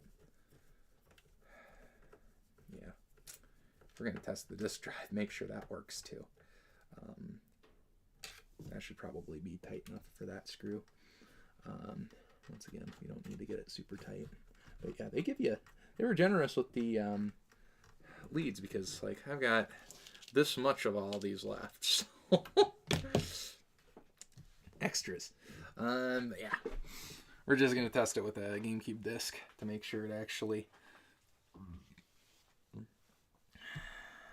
This is the mechanism, I think, for the... that tells the GameCube that it's closed right. Okay, where's my Tony Hawk disc? There we go. Tony Hawk. What are your bets this'll work? Oh my goodness. Alright. We'll do this. Switch over to this. And, okay, so if you would have bet that it would work, you would lose said bet because, I didn't plug in the power cable. So, okay, now.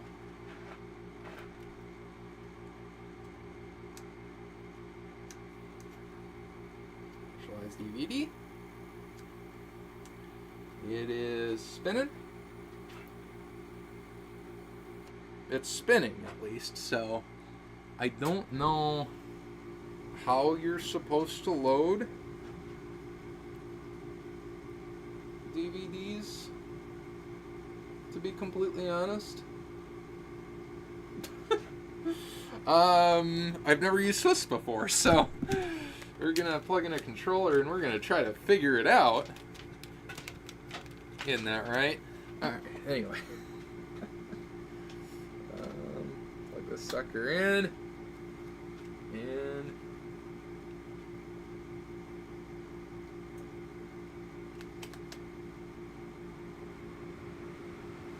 try turning it off. I might need to refer to Dr. Google for this one.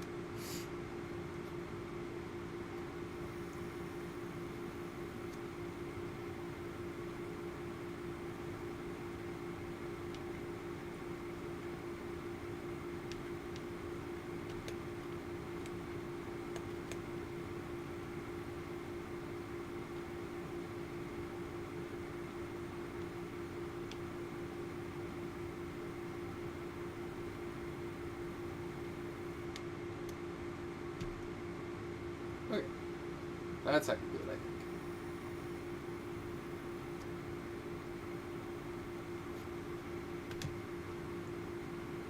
Must first set the calendar and other options. Gameplay, Tony Hawk's Underground. It is reading the disc. We're going to go ahead and press start and make sure it loads it. Yep, loads it. That seems to work. Alright. So yeah, now we get to put it all back together. I'd say this was a fairly productive stream. You got something done. Always a good thing. Connect the 4K compatible something to something, and I don't know. Anyway. Okay. Got that back the way it's supposed to be. And we can take out Tony Hawk's the Underground Professional Underground. And Tony Hawk's Professional Underground. That's what we're gonna call it from now on, guys. Anyway.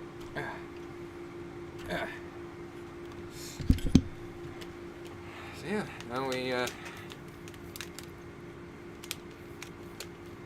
put that back for now.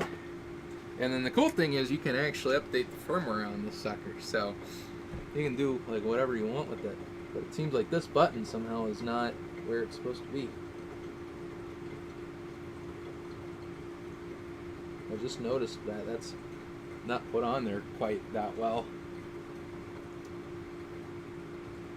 And it's just the reset button. It's not the one that you need for firmware updates, so I'm not too concerned about it. Yeah, so then we if I need to fix it in the future, I can, but I don't think it's an important thing. I want to make sure everything lines up there quick. And then we can go ahead and zip all of our screws back in.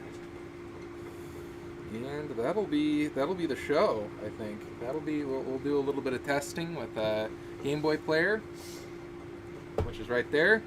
And yeah, that'll be pretty much, I think, all we have planned for this stream. So we're gonna go ahead and leave that on for the purpose of it's difficult to put on.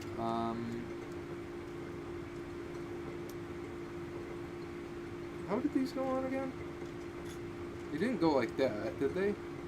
They feel like they go like that. I'm gonna say they won't like that. I'm gonna say that they go like that. So we got 4 of these, which go like this.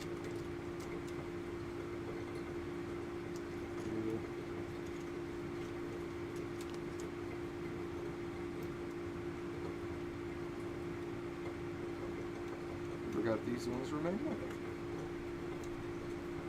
Isn't that crazy? You learn something new every day.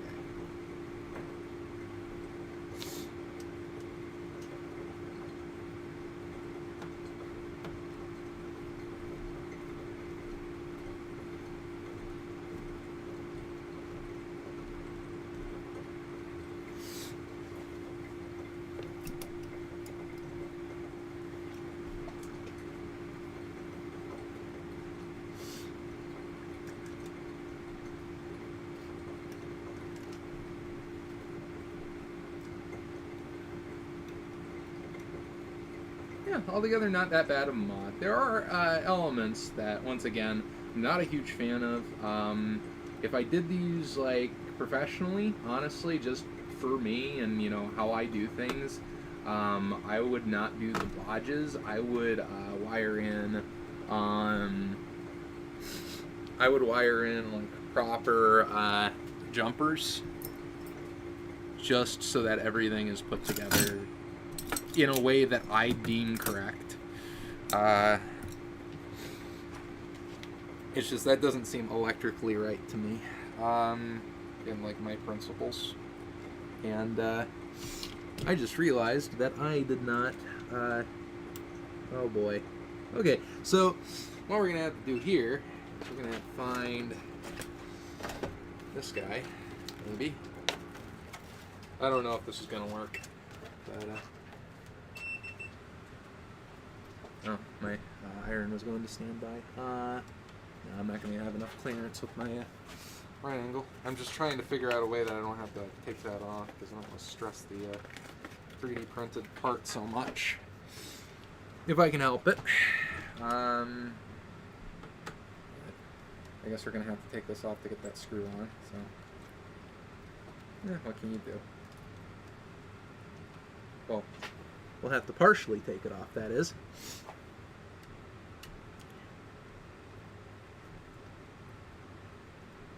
Come on. Find the threads. There we go. There we go. Good screw. Good screw. Okay. And we only had to take it part of the way off. Okay.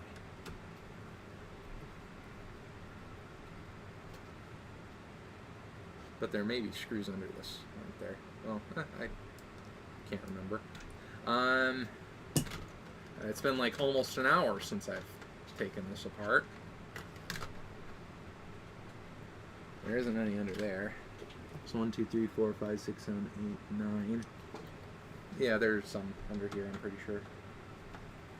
Okay, so out it goes. Again.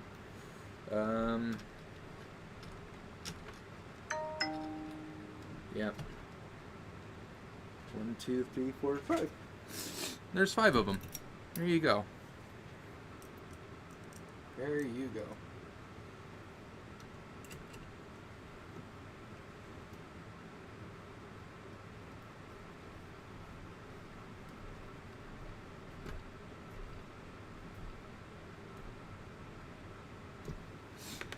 Just getting them good and taut. Because that's the way you want to do these things with these older consoles. Just tighten them down. They don't need to be like, so nobody else can ever get in this console again, right? That just tighten it down. But yeah, one thing I do need to get around to as well is my N64 RGB mod. So that will probably, I mean, I might do that one tomorrow. We'll see. Kind of just see how I feel tomorrow, but these don't go under this, do they? I'm pretty sure they don't.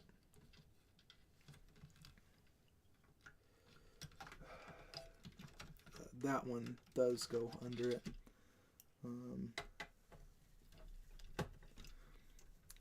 Watch Dusty forget how to put things back together in real time. That's pretty much the stream, isn't it?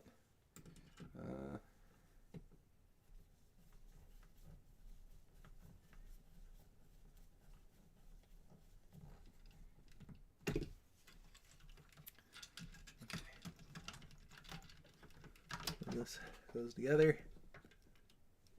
I think like that. Oh yeah, that looks perfect. Okay. And then this goes like this.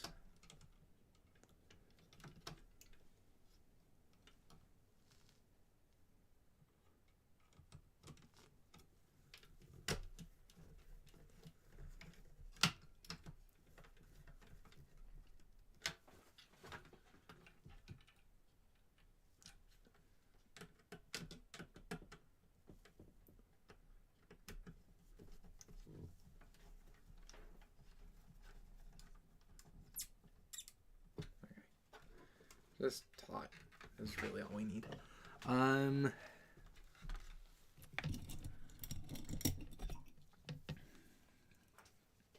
It's held together with 12 screws. I doubt it's going anywhere. All right.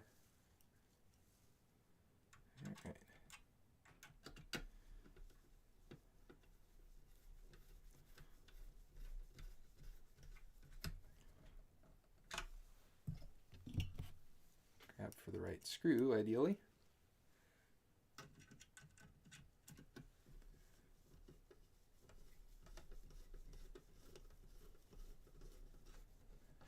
It's kind of quiet with my furnace off. It's kind of quiet and relaxing.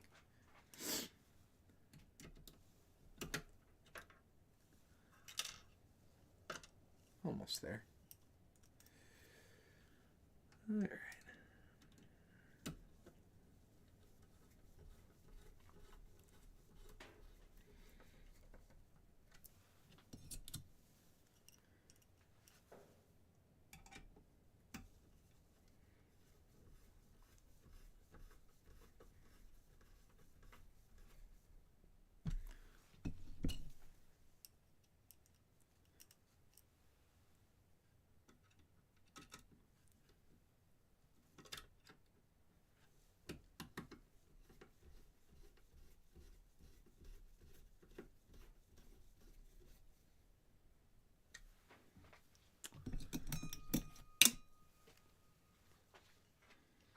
And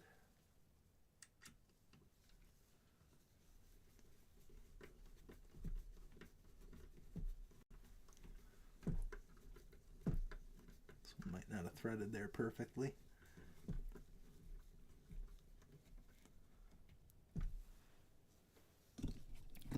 Not a ton you can do about that, though.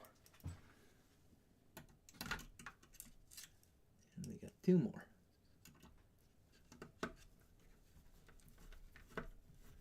This one's good.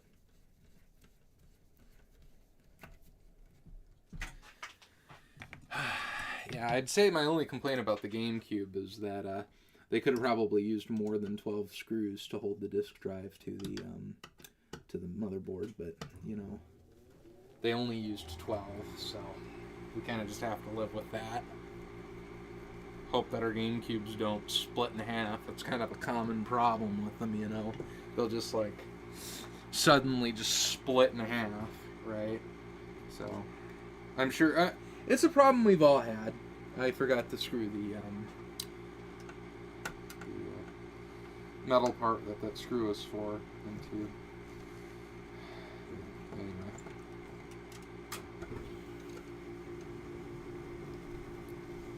That's okay. Once again, they give us plenty of tries at this. So, what can you do?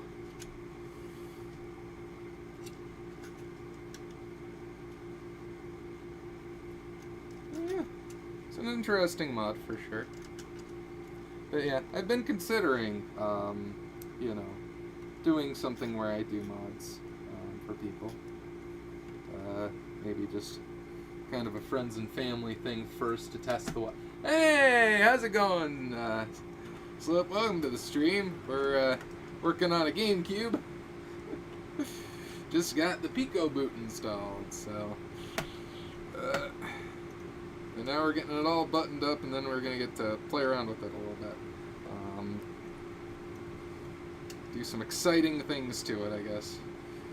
Mainly Game Boy Advance games and like Goshen the Giant, if that works. I'm gonna try to get that to work. Because is that coming together correctly? No, it's not. It's not. What am I doing wrong here? Oh, yep, that would do it. Okay. So that goes in like that. Then I'm gonna probably clean this bit out here. But yeah, this Gamecube could have been cleaner, but what can you do? How's it going? I'm going pretty good. Just got this basement lab situation set up, so finally have somewhere to kind of work on all these little projects like this, and I've kind of amassed quite a few, so definitely can't complain. How have things been going for you? It's been a while since I've heard from you.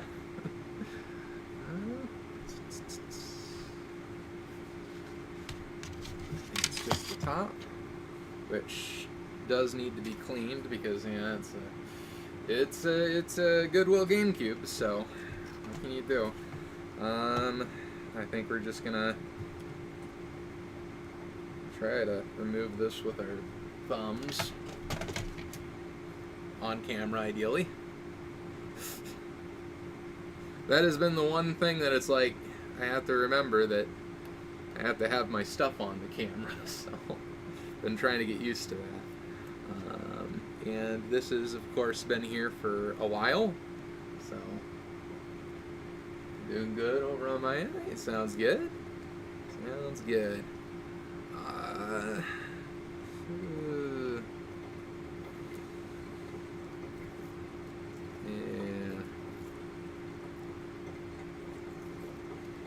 No, that's why they made Goo Gone. Just get the rest of this stuff off and then hit it with some of that. Alright. That's probably close enough. Bring the Goo Gone into it. Have my fingers smell like citrus for the next 2 weeks. Not the worst problem to have, but what can you do? Alright.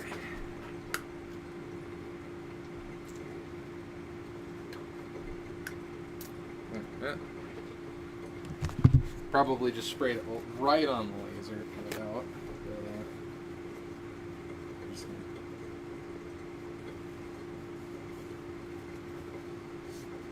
Take it off of there.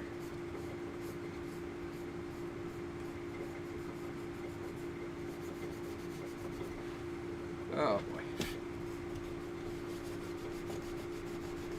The Goodwill find's been not very good actually. Yeah, it's kind of dried up. From what I've heard, pretty much they've just been putting everything online, unfortunately, that has any kind of value. So anytime I go in there, it's like, just, if you're lucky, you'll find a shovelware Wii game. So that's been kind of the unfortunate thing with that.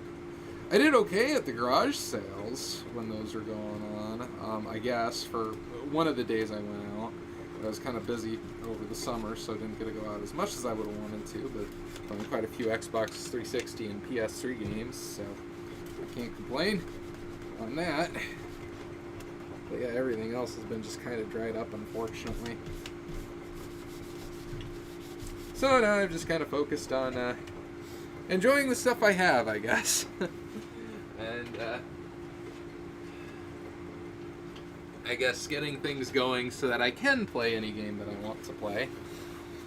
And with this PicoBoot, I can play any game that I want to play on an actual GameCube, so let's see if I can find my Arm & Hammer. Oh. Or Armor All, not Arm & Hammer. But see if we can get this somewhat shined up to look decent. Might end up replacing that jewel. But,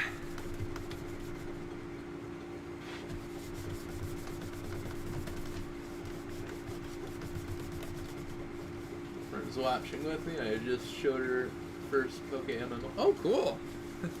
Yeah, that's awesome.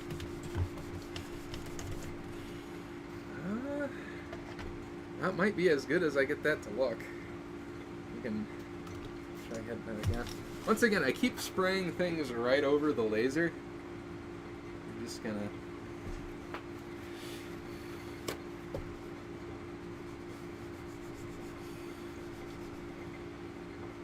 try to ideally not scratch that and ideally not get cleaners all over it.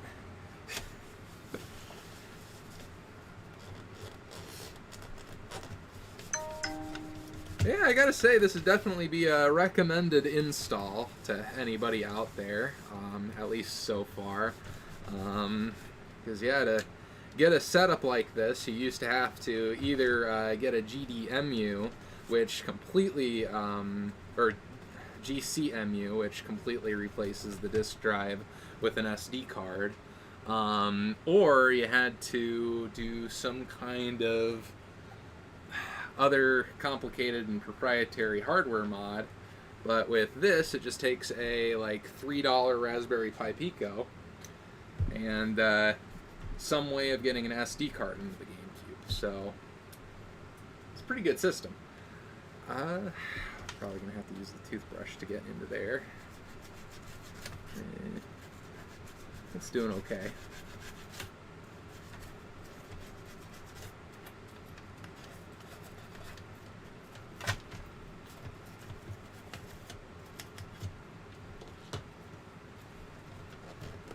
I'd say this GameCube should shine up fine if you replace the top jewel of it. And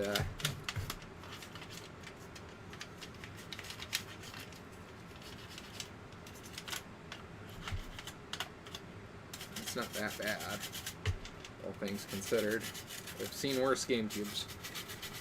Honestly, probably my childhood GameCubes in worse cleanliness than this. My soldering iron just fell asleep.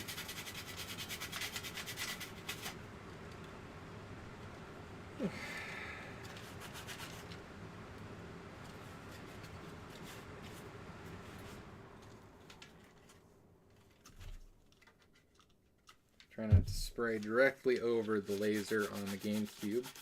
I know this is probably just like perfectly the most boring time to watch since I'm not even doing this on camera, but just shining up the GameCube.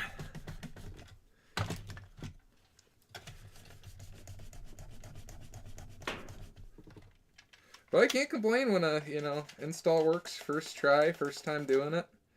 I will take that. I will absolutely take that.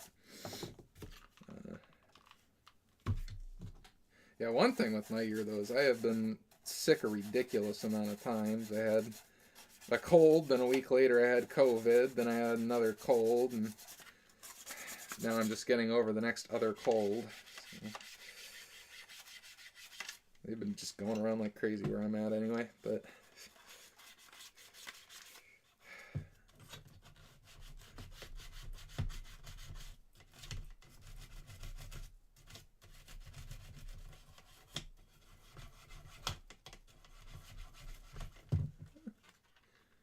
we're getting there.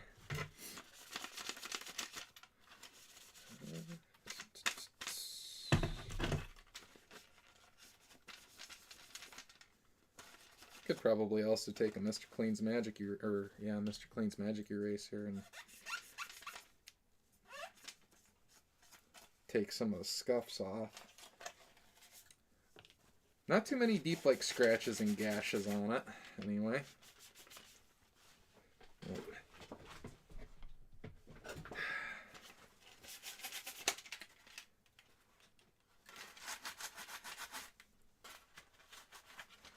Almost done with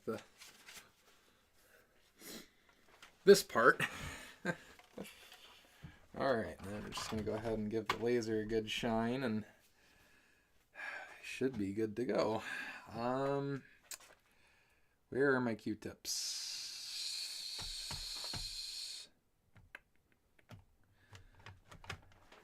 I don't know how I lose stuff in like this small of a space.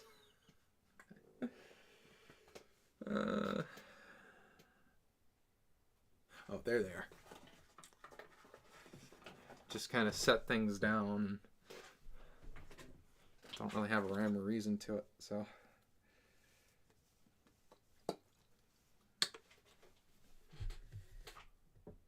Gentle laser clean. There.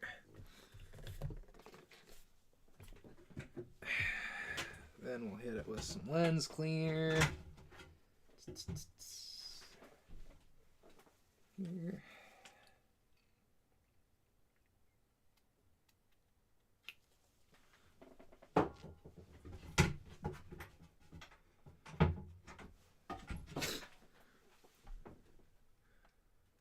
But yeah.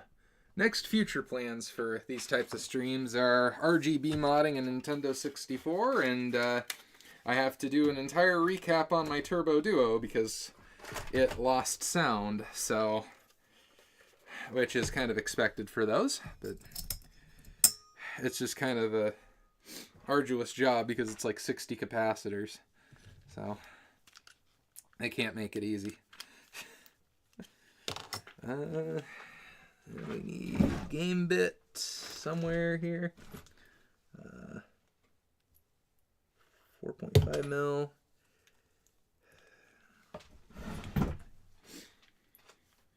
And put these, well, I don't need the extension.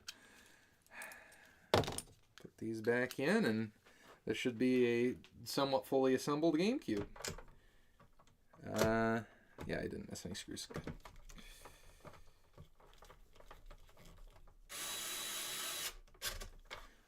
All right.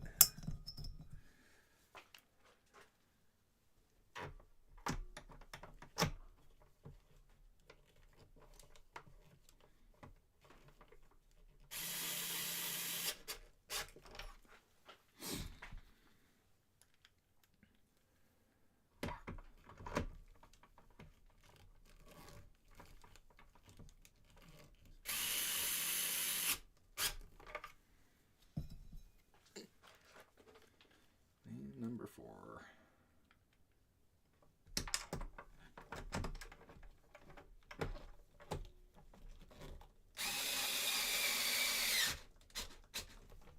That one didn't sound as good, but easy enough. Alright, so we need that expansion port open and the rest of them. Well, actually, I'm going to try the SD to the GameCube SD card adapter, whatever they decide to call it, rather than using the memory card one. Memory card one's alright, but I mean, if you don't have a serial port 2, it does the job. But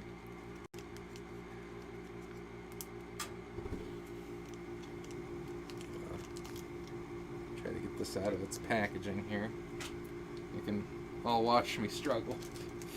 There we go. Oh, there we go. Yeah, I've had this lying around forever. And this goes like that. So this goes like...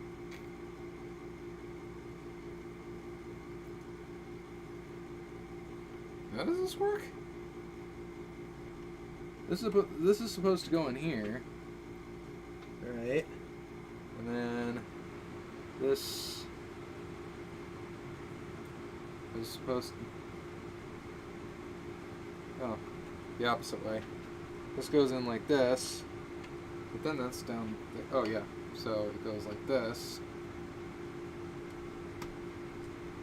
And then if they would have cut it correctly, it's close enough. Now you got an SD card slot on the side of your GameCube. Just like that. Alright. We'll hope that works. And it goes like this.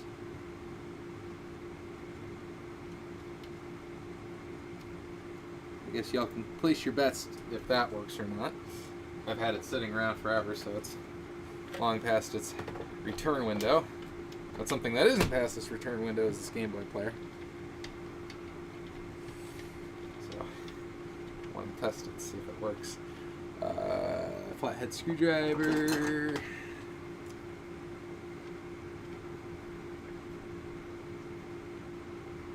This on.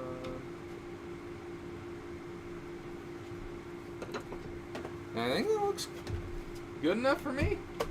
I'll take it.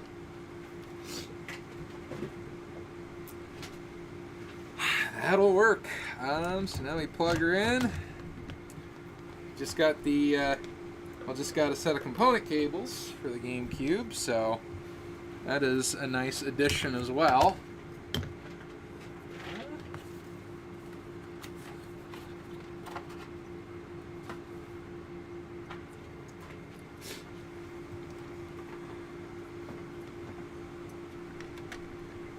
They're big enough that you have to have a thing so that it doesn't destroy the port on it.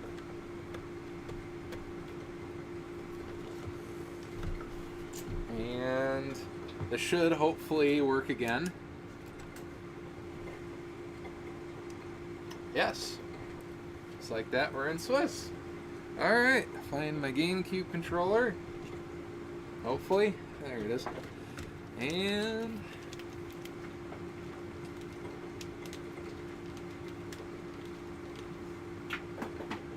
I might go into GBI with the Game Boy game and see if that works. We got Super Mario Advance. And yeah, that SD card's just nice and easily accessible right there. I like that. That is a good system. Pop that in. And should be. And I get Game Boy. Which is the desired effect. Please insert a game pack. That is not the desired effect. Well, I suppose I should be going for Game Boy Advance, right?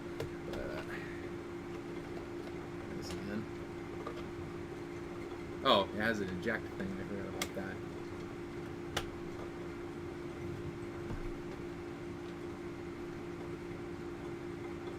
No, nothing. Try a different game.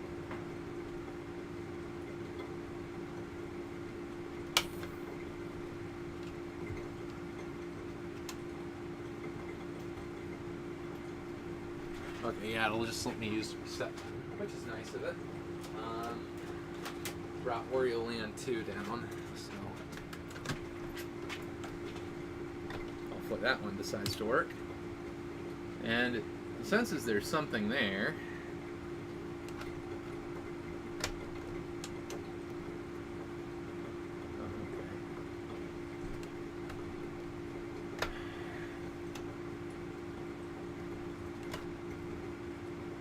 So we're going to go ahead and clean out both the port, I think, as well as the cartridges.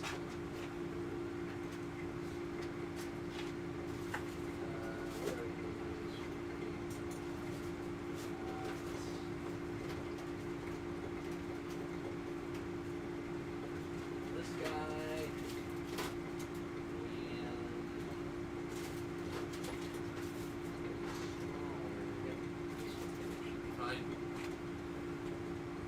Should fit in theory. Yes. Okay. So we'll find some isopropyl alcohol. I gotta replace the felt on these cartridge cleaners. They're only like 40 years old, so.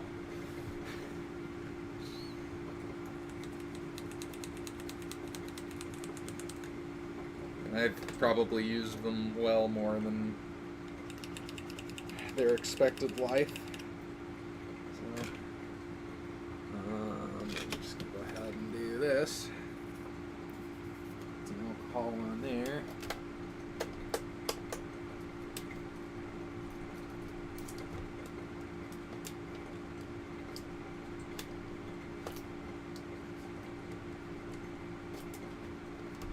Okay. Hopefully that'll provide the desired effect of a functioning cartridge, functioning Game Boy player. Everything functioning is what we're going for here. I should just be able to hold down B and it'll load right into Game Boy player. Yes, it does. But I don't have Game Boy. That is... Oh, I do have Game Boy.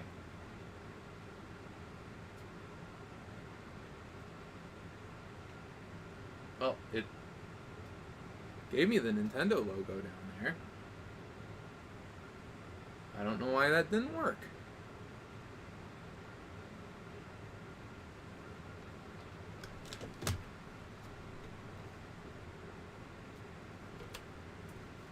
I don't think it should be this unreliable.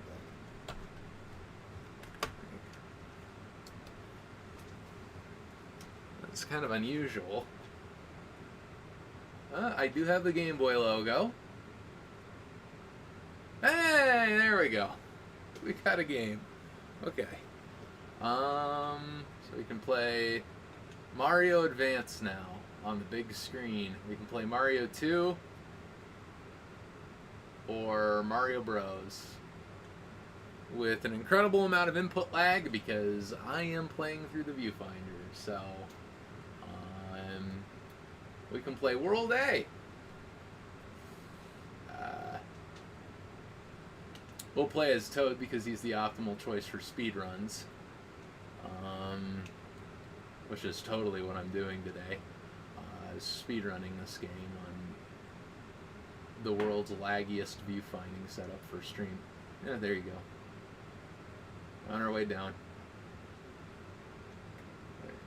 Yeah, he jumps eventually. Okay.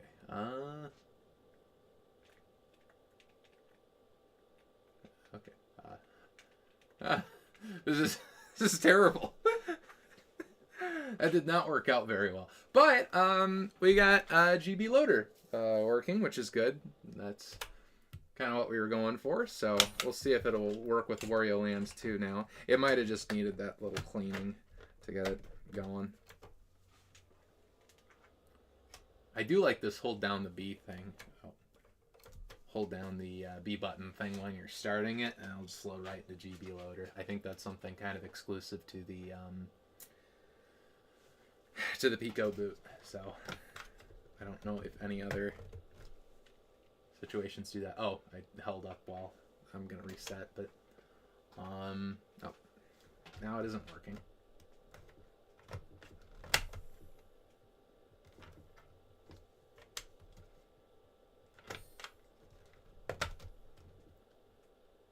We're closer. We got a white screen.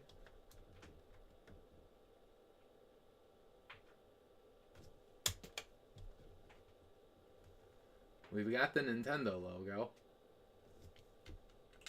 But no Wario Land 2.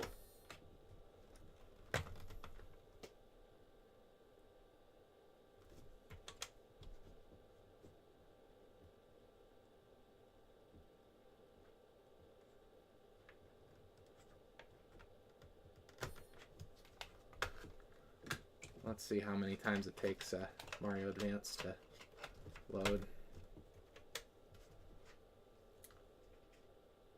That one gave me Nintendo logo and worked on its first try.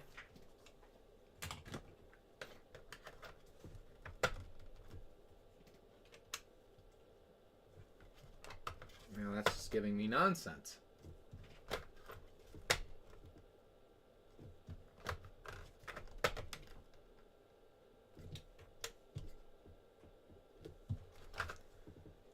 What is going on with that? Is it possible I have a faulty copy of Wario Land 2? I mean, it is possible, but these pins do look pretty rough, actually, now that I really look at it. But we'll try it again, doing that, and see if we get any luck out of it.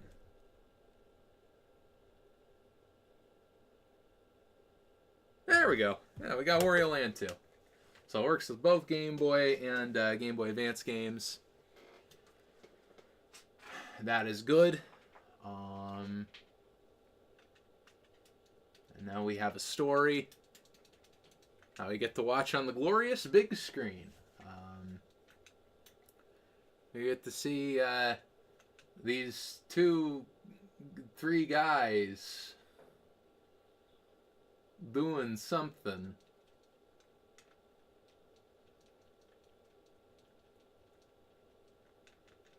I wouldn't mind skipping the cutscene for this. Oh. Let you see the information with that button. That's good. The X button. Unless you change the screen offset. That's cool.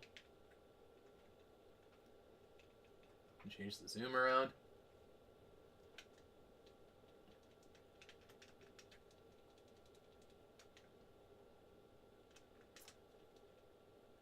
The output's clean for sure. Yeah, I'm not gonna wait for this anymore. We're just gonna we're gonna move on to the other things that this can do, which I've got a couple things loaded to this SD card. First thing I want to try is this input lag's a little rough. ISOs. So first we'll try US game. And one thing I do want to try too, before we get started on that, there is a setting to force 480p. I want to make sure that is on. System sound stereo, screen position 0, English, SD card, video mode auto, should be 480p.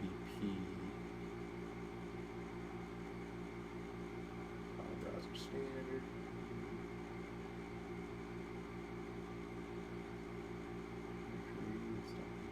Startup, compatibility, status.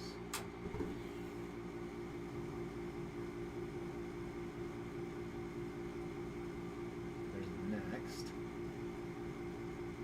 Network at startup, and this stuff is changeable because I'm assuming because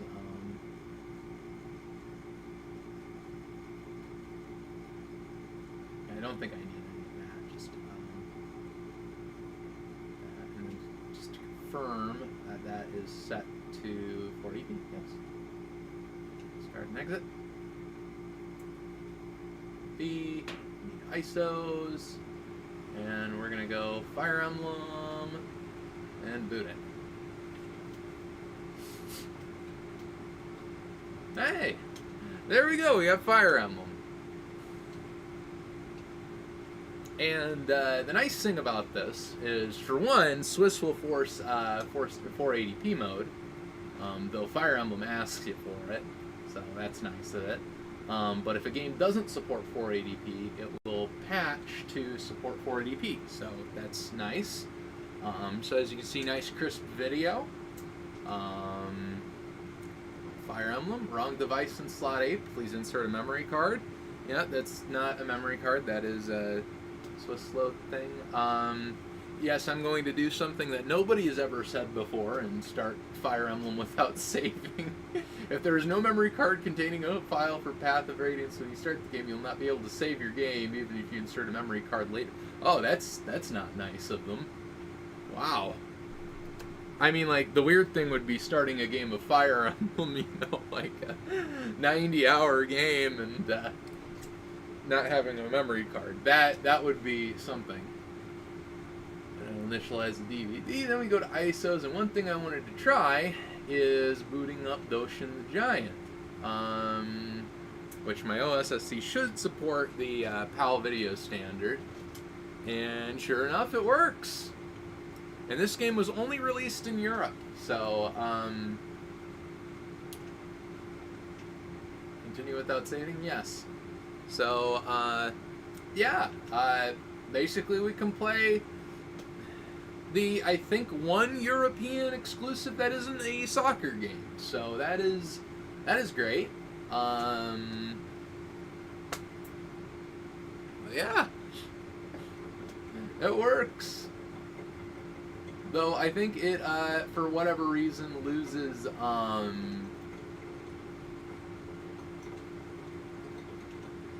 it loses sync for whatever reason, periodically. It must change resolution, or might have issues with the the default setting of 480p that I have. So, but yeah, it's playing Doshin the Giant. So, we'll take that. But yeah, I just want to try and see if this Game Boy game loads, because we can do a bonus repairing a Game Boy game. I might actually just go ahead and break into this cartridge quick and clean the contacts, because they look like really grimy, and I kind of intended on this being my test cartridge for down here. So we're here anyway. Might as well just lose my cartridge game bit. We might as well go ahead and take this guy apart and give it a quick refurbish, and then I think we'll be good to call this one a stream. We'll call this one a success overall. And here we are. So we got game. Yeah, nice thing with Game Boy Color games, fairly easy to disassemble. So Nintendo was easy on us. But yeah, look at those contacts. Let's get in nice and tight on those contacts, because they look something. Yeah, that's no wonder this game struggled to load. So we're gonna go ahead and give these contacts a quick clean, which I don't have any pink erasers, unfortunately. Best I have is plastic erasers, but I think that shouldn't be like the worst thing in the world. I think it'll still work.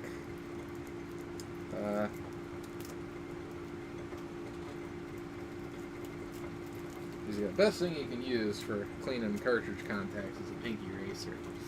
So just do that and see if we can manage to get some of this tarnish off.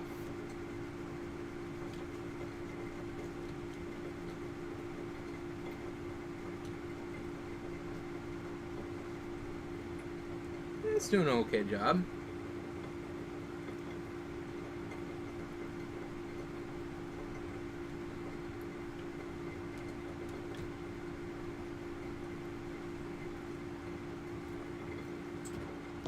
I think that's just about as good as it's going to get it.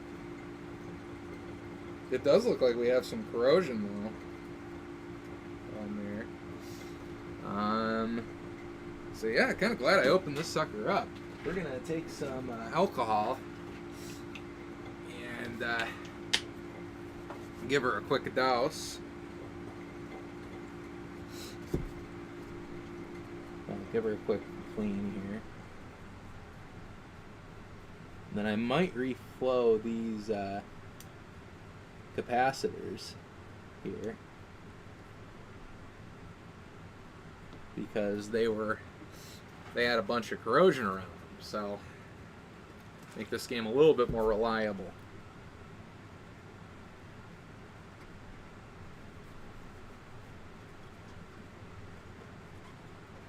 Just give her a full clean. Right.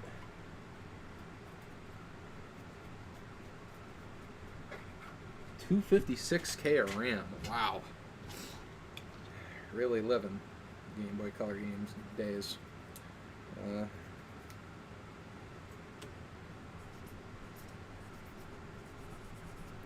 these up. I might hit them with some contact cleaner as well, and then maybe finish it off with some deoxit. That was a little much contact cleaner, but I said a little, but that didn't end up happening.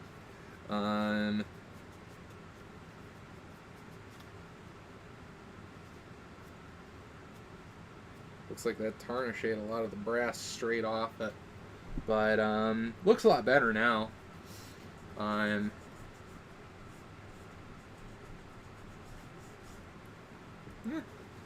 I'd take that. Might just keep it around as a test cartridge ad infinitum because of the that stuff, but I'll wake my iron up a little bit quick. Wake it up quick, ideally. Wake up! We're going to grab some flux.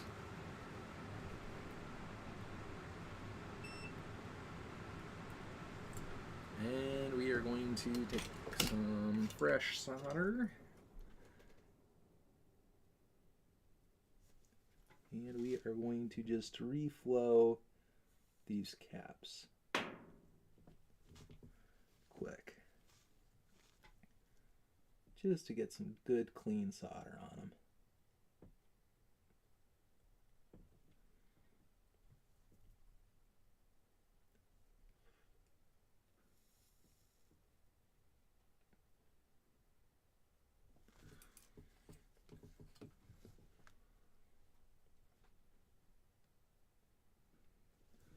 There we go.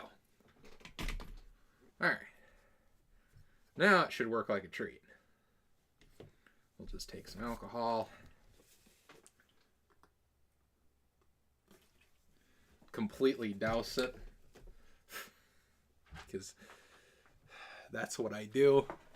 That's what I do best. Just soak cartridges in alcohol. Like I soak my troubles. Right. There. Now nobody can say this cartridge isn't clean, right? I think it's safe to say nobody could, go out and say, hey, that's a dirty Wario Land 2. No, it's a very clean Wario Land 2 now. Yes, you are. Okay. We can put it back now and give her the test run. Give her the beans. See if she loads first try.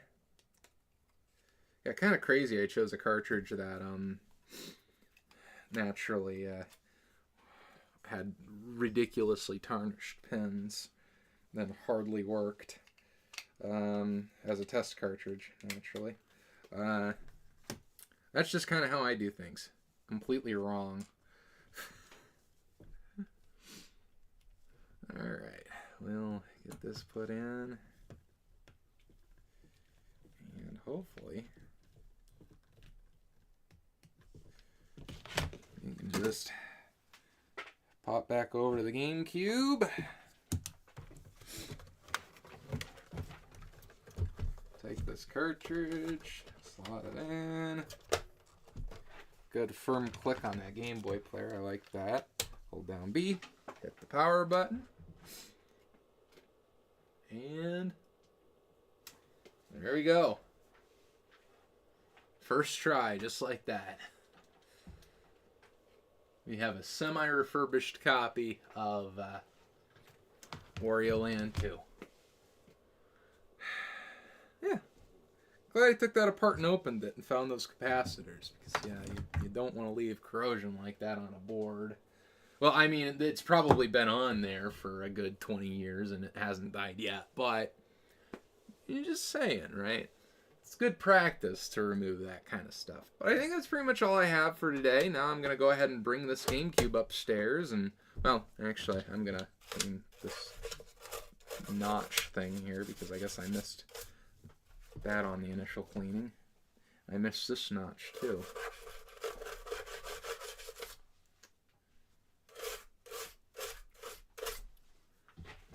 And I noticed a little bit of dust right here, too.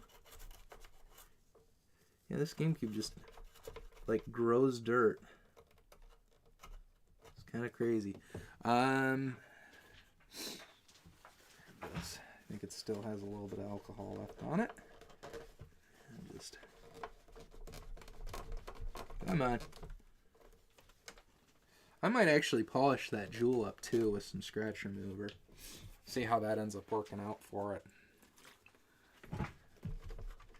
Because we can't, leave well enough alone with this stream. We have to keep going forever, right? So we're gonna go ahead and get her prepped. Find my polish.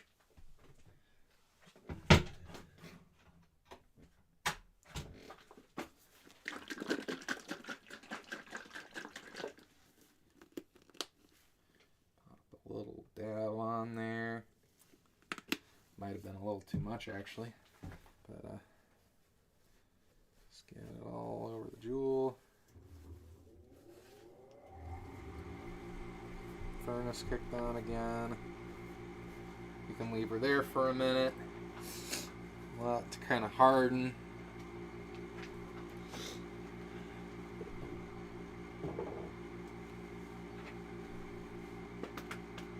Hi, Runewood5. Welcome to the stream. How's it going? We just kind of finished up most of the primary purpose of the stream over here, getting the PicoBoot installed. But yeah, now we're just kind of putting the finishing touches on this Gamecube, trying to shine it up a little bit. I suppose I could probably actually show what's going on stream. Because, yeah, this jewel is a little scratched. And we could maybe make it less scratched, ideally. Is this gonna switch over? Alright, there we go. Yeah, this is a finish up. Definitely recommend the mod so far. Because, yeah, I never wanted to do a optical drive emulator solution. I really like having the ability to play, you know, actual games on my GameCube. So this kind of happy medium of being able to play actual games and play anything I want and use GB Loader, it's kind of all a ideal mix for me. And the mixture of cheap. So PicoBoot, pretty much. I'm not sure how familiar you are with it, but you pretty much use it as a bootloader to boot either ISOs or images of games or custom software for trying to talk and clean at the same time. But the main reason why I needed it was for GB Loader, because I really don't want to buy a Game Boy player disc, which is kind of an inferior software for playing Game Boy games with the GameCube. Yeah, this polish is doing alright on this. I figure, you know, this install is only all of, I believe the whole kit cost me $6.43 from AliExpress. So I will definitely take that. It definitely looks better than when I started. But yeah, loading into it, I can kind of show it off. I don't know how long you've been in the stream, but when you turn the GameCube on, it just loads straight into Swiss. So basically, the software you put on the SD card, and then you can go into play ISOs. So, for example, if I wanted to load Fire Emblem or Doshin the Giant, you can just go right into it. And that's another reason, too, so I can play PAL and Japanese exclusives. Because typically the GameCube is region locked, so you can only play games from your region. As you can see, loads Doshin the Giant.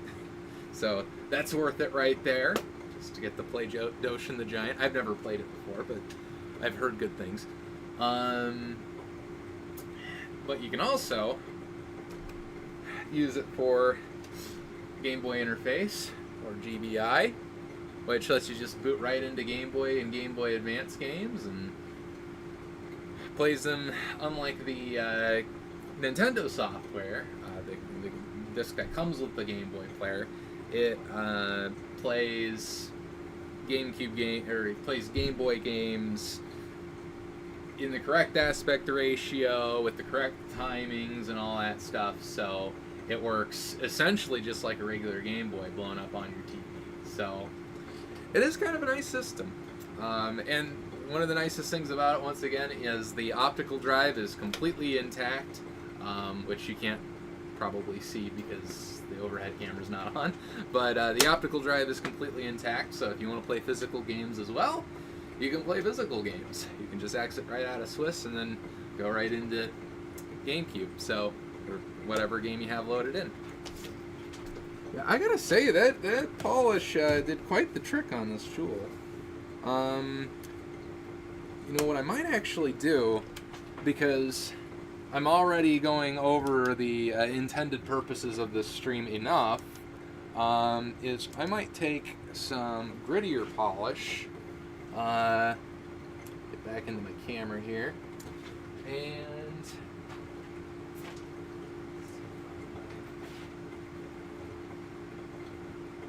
looks a little rough, but I think this polish might be a little bit less gritty. But it's just for a JFJ Easy Pro. Oh boy. I might need to order some replacement for this. It does not look right. Oh boy. Well, I've had my JFJ Easy Pro for a long time now, so I'm sure it probably still works, but just put the finishing touches on that finish there. Yeah, this game, this Jewel was very, very scuffed before. Now, from a distance, it looks all right. So, how hard was the install? It was actually not too bad. I mean, I think they have now come out with a ribbon cable that makes it even easier, so that it's just like a like an easy install cable. But just installing the wires on. Pretty much just takes some competency with micro soldering, but really, it wasn't too bad at all, at least for me.